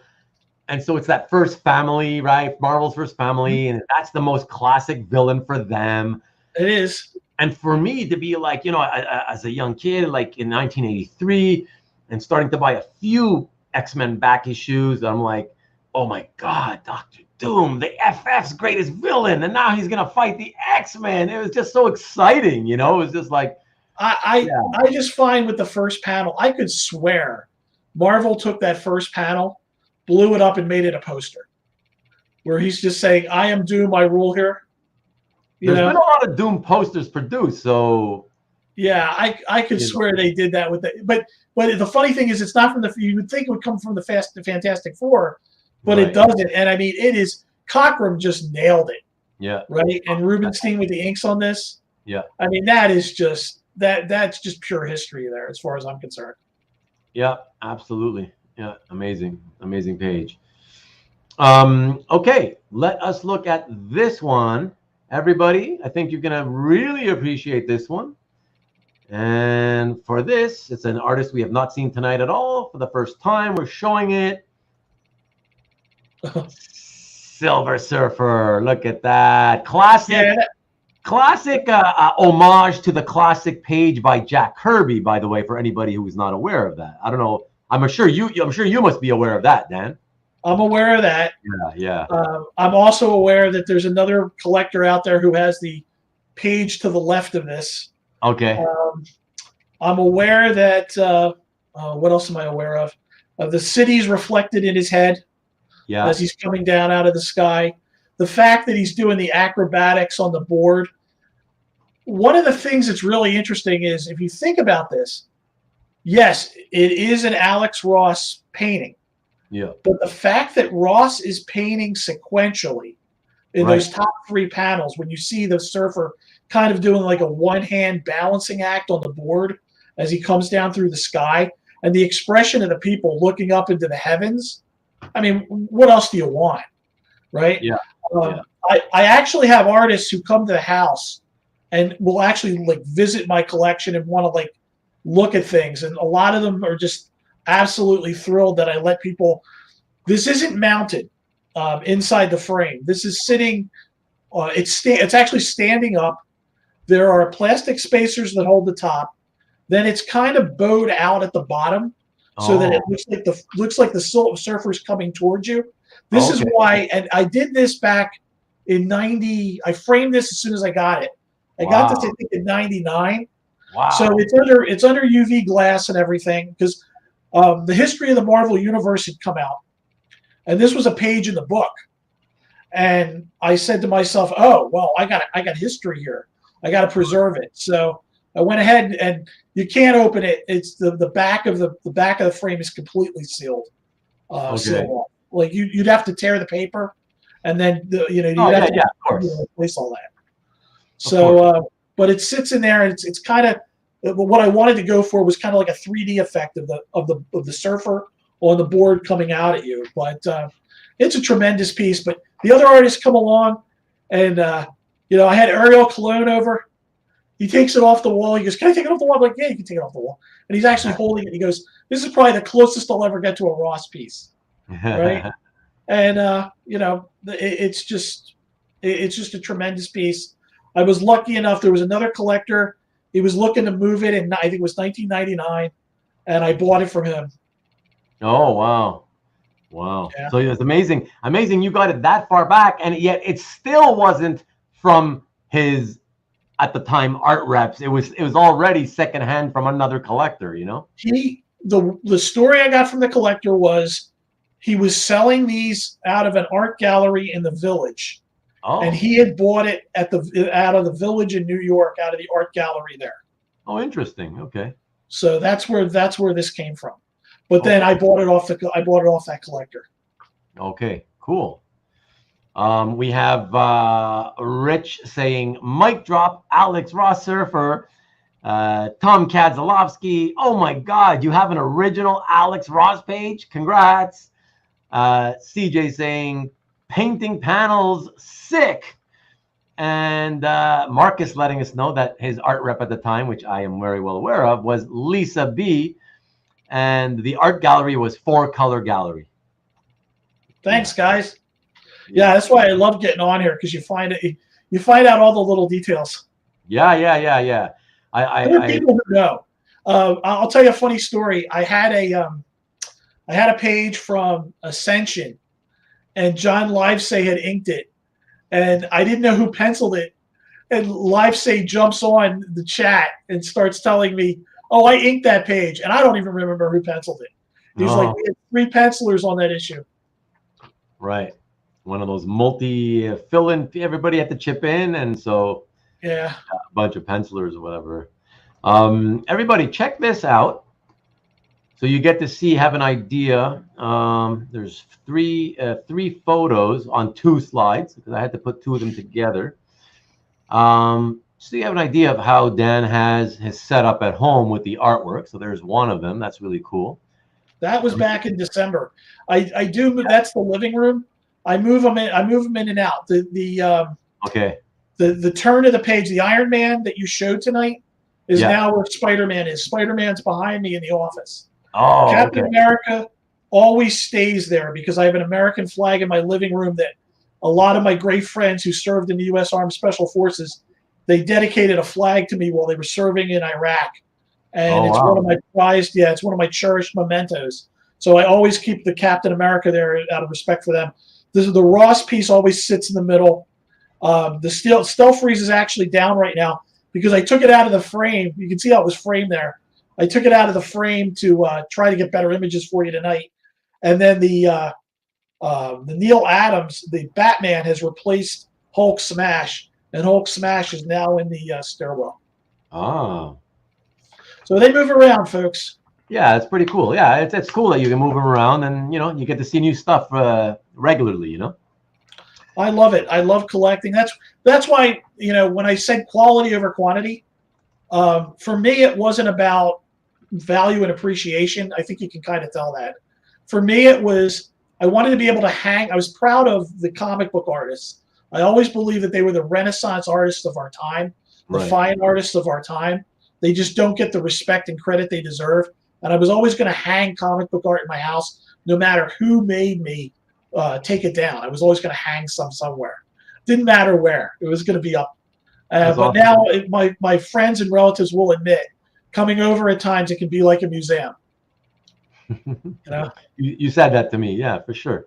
It feels that way. The more art you hang, it feels like you're walking and looking at a museum. It really does, And I'm sorry. What I love is when I catch people, they say, "Hey, I got to get the bathroom's filled. Can I use the bathroom upstairs?" Sure. They go to use the bathroom upstairs. Then they disappear for like 17, 18 minutes. and you're like, that's cool. Somebody in their group will be like, "Hey, where did so-and-so go?" So you go to check. And you see them, you catch them in the stairwell. And they're looking at pieces. And they're reading them. And they're looking at them. And they're studying them. And then you go, "Yo, Gary, what's going on?" And Gary goes, hey, Dan. Oh, no, nothing. No, I really don't like this stuff, but it's pretty interesting. And I have another friend who'll just be like, he'll just admit it outright. He'll be like, "Oh yeah, I like this. This one's new." And I'll be like, "Oh, you remember that, do you?" Yeah, but I didn't think you guys looked at this stuff. Yeah, exactly. Yeah. Exactly. No, that's awesome. Fun. It's a lot of fun. It feels good when to have that happen in your house, It does. Yeah. It really does. And my family's behind me now with it. Even my nieces, my nieces know I managed to win at auction a Neal Adams Supergirl painting. Okay. And I was shocked that I got it. I was shocked at what they had it listed for and what I did get it for. I was very blessed that they honored the commitment. Again, continuity, just phenomenal. Neal Adams, phenomenal. But one of the things they know is it's my nieces. So my niece now shows her boyfriends every time they come over my comic art collection. She's like talking about, she's like, "Yeah, he's really cool. And by the way, this is mine." Yeah. Because that's why I got it. I got it because my niece loves Supergirl. Oh, that's awesome. Yeah. That's a cool story. Yeah, I like that. So hold on. Let me put that back up, everybody, just because we know what everybody's referring to. I just want to say that, first of all, Rich wants us to know that John Livesay or Livesay, I don't know how you, John, I need to know how you say your name, has an amazing art collection, apparently. Marcus wants to know, any new color frames? Actually, do you have any of the pictures of the stairwell? Yeah, that's coming. Okay. So, let's get that to it in a second. Rick is saying a white mat board on the Stelfreeze might help it pop more.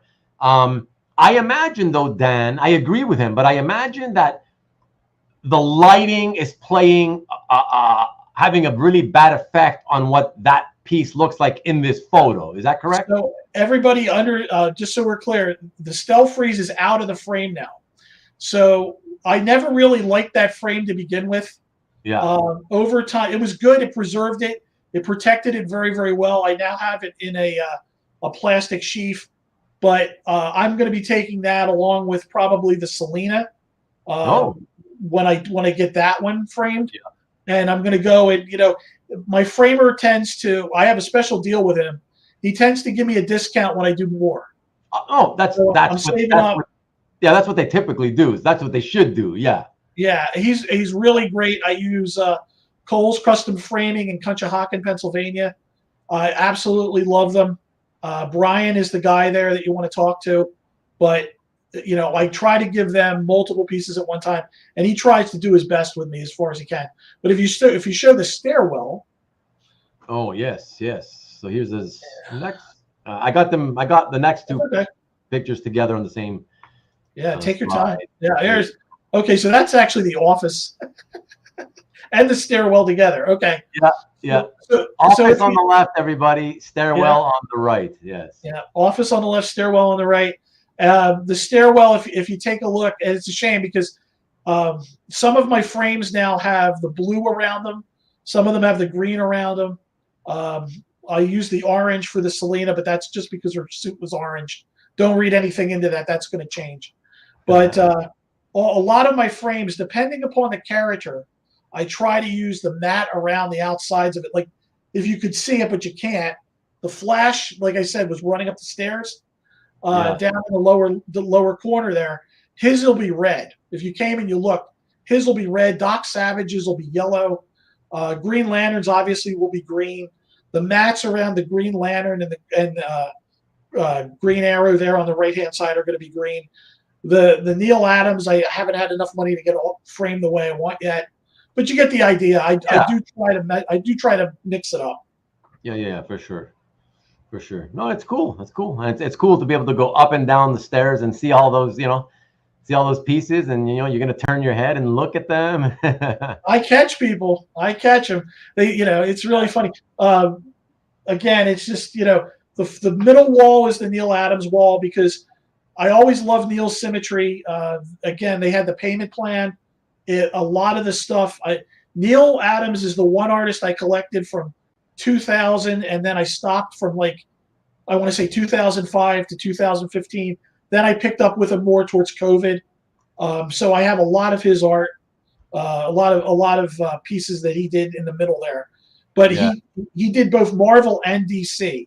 So when I was trying to set up the house to make it make sense, I said we're going to put him in the middle.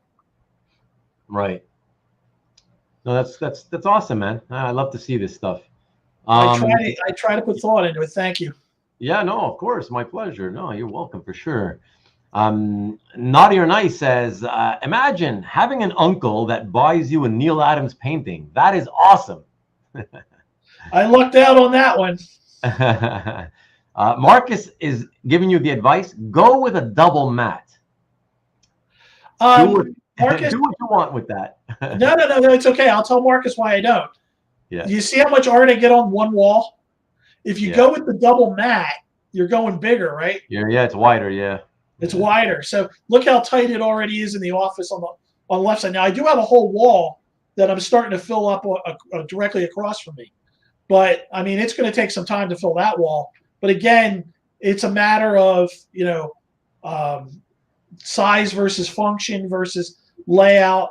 Like I try to get cheeky with it. Like for example, if you look on the right there, you'll see what Neal Adams used to, I believe he used to call it in conflict, where Green Arrow and Green Lantern are arguing at the top at the top there. If you look, the Green Arrow, I believe, has got his finger pointing to the left. That finger point to the left points to the Mike Grell Green Lantern Green Arrow. Oh yeah, that's cool. I try to get funny with it. Over on the right hand side, this is probably an even clearer example. You've got Superman and Batman arguing. You've got Superman pointing, and that's a Gene Colan commission colored by Tom Smith. Right. You've got Superman pointing up in the air straight up, And what's he pointing to? He's pointing to the Spectre, DC versus Marvel splash page from with the Spectre in it. Which is perfect because Hoarder's Hide was just wondering, is that a Spectre page on the right top? Yeah, and that's DC versus Marvel, the Spectre page from DC versus Marvel. Yeah, and to answer you, Tom, is that a Michael Cho Ant-Man and Wasp? Very cool. Yes, it is. Yes, it is. Yes, that's the cover to, I believe it's Avengers 48 or 43. I apologize. I don't know the exact issue. It's on the back. Whenever I get covers or panel pages, I try to get the actual issue, and then I'll mount it to the back of the frame along with it. Now sometimes they fall. They use the adhesive. It comes off.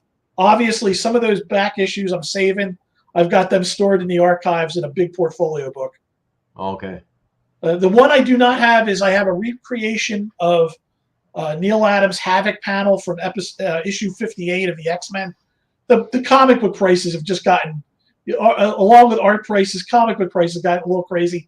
I'd rather just print the page out now on my color printer than buy the actual issue. It's, there you go. If it looks $200 I can put to another piece of art.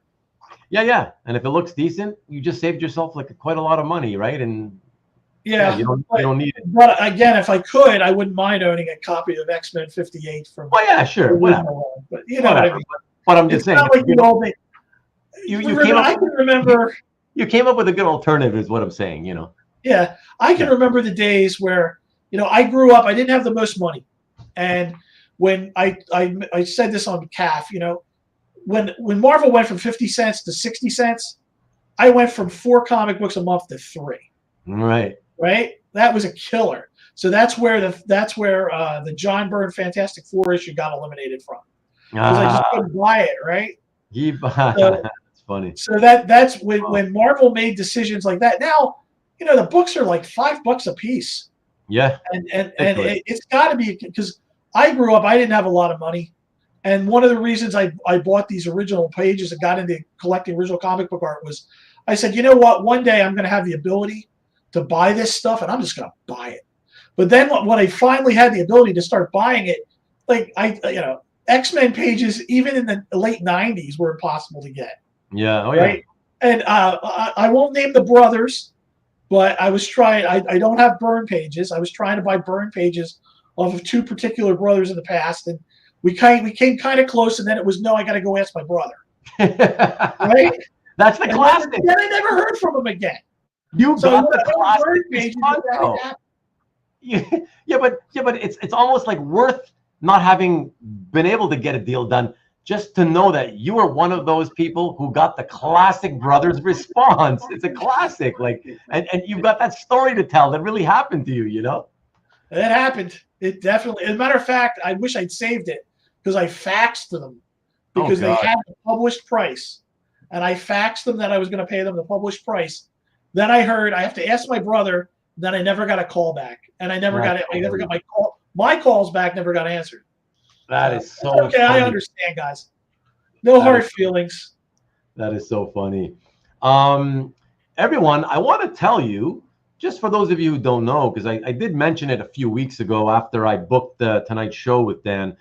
But just to remind anybody who forgot, and for those of you watching, especially not only on live but on Rewind. So Dan reached out to me. I believe the first person who has ever done that in the year plus that I've been doing this. Dan reached out to me. I got to tell you guys know, because of my change in diet and exercising and all that stuff, it's taking up a lot of my time. I'm falling behind on a lot of things. So next week, I have no show prepped, nothing. I'm trying to book people. I booked a couple of people for different dates, but I couldn't get anybody who was available for next week. Dan reached out to me. So it made one episode at least easy for me. It saved me the time of having to contact a bunch of people. So I'll just put it out there again, like I've done in the past. If any of you out there would like to hang in the studio with me and show and talk about your art, or even if you just don't want to show art maybe, but want to hang around and talk about the hobby, I'd be happy to have you. Please reach out to me. I would love more people to reach out to me like Dan did. Saves me a lot more time, and I don't have to stress about what I'm going to do next week for next week's show, which, again, I'm stressing because I have nothing planned, no guests, no nothing. So if any of you listening to this, watching this right now, want to become another Dan and reach out to me, please do so here. Okay, my name is Ruben the Collector, and so it's an easy to remember Ruben the Collector, and I use Gmail, so gmail.com. Please reach out and let me know. Would love to do something. But do it quickly if you wanted to do it for next Sunday, of course, because yeah, I would. If it's a show and tell, I need time to gather all the scans, the information of the scans, turn them into slides, blah blah blah blah blah. So I don't expect it to happen. I honestly don't expect any of you to reach out to me, because Dan's been the only one so far. So why would I think anybody else would suddenly do it because I'm asking? I'll come up with something, I'm sure, for next week. But just know, I don't discriminate against anybody's collections. If you know my channel, if you look at the shows I've done, you will see I've done show and tells with collectors of all types. I've done shows with collectors who don't even collect Marvel and DC art, just alternative type independent stuff. I did that a couple of times. You know, I don't discriminate. I like to show a variety of stuff to people. Yeah, just expand the horizons, broaden horizons for everybody. So I know a lot of you are out there watching. You like to watch stuff. You want to see art that's like, oh, that's the kind of stuff I like, but I can't afford. And you feel like your own collection is like, oh, that's nothing. Nobody wants to give a crap about my stuff. Don't be so sure. Yeah, you can be surprised. Oh, you'd be surprised. I like a lot of different stuff. High end, low end, Marvel, DC, independents, whatever. So with that being said, please, one last time, reach out to me if you'd like to do something, whether it's for next week or another date, whatever. Would love to hear from many of you, any of you. And with that being said, everyone, I have no thumbnail to show for next week, so I can't leave you with that. But I will say that we have shown all the pieces for tonight. So tonight's show and tell is indeed over. Dan, to you, special thanks, not only for doing this, because it was a great time. I really loved it. Special thanks, especially for having been the one to reach out to me, man. I really, really appreciate it. Well, you know, I appreciate the fact that you're trying to grow the hobby. I appreciate the fact that you treat everybody the same, and you've got insights. I mean, you're a dealer. You've been in the biz for, God, decades now. I don't want to age you, but you've been in there, and you know what you're talking about. So, I don't hide that. I'm turning 53 this year, so that's okay. People know. You tied me, man. You tied me. But I appreciate. Thank you for the nice words. That's very nice of you. I really appreciate it. So all I can say is, folks, you know, reach out to Ruben. Get on Ruben's channel. Thank you, Dan. Yes, please, everybody. I wish more people would do that, man. It's fun. It's fun. I hope you did have fun, Dan. Anyways, I had a blast. Yeah. I actually had a blast. I'll talk. I don't know. Will we talk more after this? We will, if you can hang on. Yeah. Yeah, I can hang on. Yeah. Okay. Okay, cool. So we'll cut it there. Everybody, thank you again. I don't know if you'll see this, but for my close friend Karen, I will do it again. Here we go. If you have not seen anything on her channel, or even if you have, but you're not watching regularly, please watch this 19-minute video. In all seriousness, just watch how art can move people sometimes. It's rare, but she exposed herself in a very vulnerable way. I'm not joking. To me, that was just beautiful to watch. It was so beautiful. And she's an amazing person. She makes amazing content. She deserves more viewers and more subscribers. So if you haven't checked out her stuff, please at least check out that video. I think you'll be moved watching her get moved by the art that it's an unboxing video. So please check it out. Thank you so much. And I guess that's it, since there's nothing else to say about next week's show, since I don't know what's going to happen. It'll be a surprise for everybody. If you're subscribed and have your notifications on, then I guess you'll get notified once I schedule whatever show it's going to be. And that's it. Dan, anything else that you might want to leave anybody with? Anything? The pro? No, I just wish everybody the absolute best in life, and That's awesome. enjoy this hobby, and best to everybody. Thank you, everyone. Excellent. Thank you. Thank you, Dan. Thank you, everybody. The usual cast of characters. I have not been in the chat. Let me finish off by checking the chat one last time. We got here, seeing the art classic. Okay, Hoarder's High. Might have some new stuff coming this week. Southern Comic Geek Jason says, I messaged you on IG. Yeah, I guess I didn't see the reply. The last time I checked it was probably a couple hours before I had to come on live here. But I'll check IG later, my friend. Thank you so much. And actually, by the way, Jason, you are somebody who I've been meaning to reach out to about coming on to the show. So I'm sure that's probably what you probably messaged me about. So yeah, I'll check out the IG later, and hopefully, yeah, we'll get something going together for a show. So thank you. Also, I'll talk to you a little bit later. Marcus, no hentai art. Dwayne Zapane, we don't discriminate either. I don't know what you're talking about. If you're talking about you guys in the chat, I don't know. Hopefully not. No tentacle stuff, definitely not. No tentacle porn here, as you know, Marcus. Listen, if I had a collector who wanted to come on to show some tentacle stuff, if it wasn't XXX, I would maybe show it, but it's not my kind of thing. Even I have a line I can draw, What else we got there? Great. Dwayne Zapane says, great show. Thanks, Dan, and take care, everybody. Thank you, everyone. So, Hoarders High, he says, he treats everyone the same, all right. Like shit. Oh. That's a low blow there. I disagree with that one. CJ says, great show, Dan, Ruben, and the chat. Yes, thank you. Applause to the chat. You guys in the chat always really make it great. So thank you very much. Rick, great show and great collection. Thanks, guys. Thank you, Rick, as always. Really appreciate it. Marcus, you will see the strips #2 inside cover art someday. I've thought about doing some kind of like little show and tell of my own at some point. We'll see. We'll see what happens with that. Mickey, still there. Thank you, my friend. Thank you. Great show. Thanks, Dan, he says. Thank you, everybody. Thanks again. Yeah. Larry says, I don't want to spoil it. Karen loves blank. Go watch the video. Don't let him spoil it for you. Larry also says, thanks, Dan and Ruben. So thank you, Larry. Appreciate it. Thank you for coming back again. Once more, Dan, awesome. Had a great time. Stick around. Yep. And yeah, that's it, everybody. I guess we'll see you next week with whatever show I come up with at the last minute. All right. Peace. Thanks, everybody.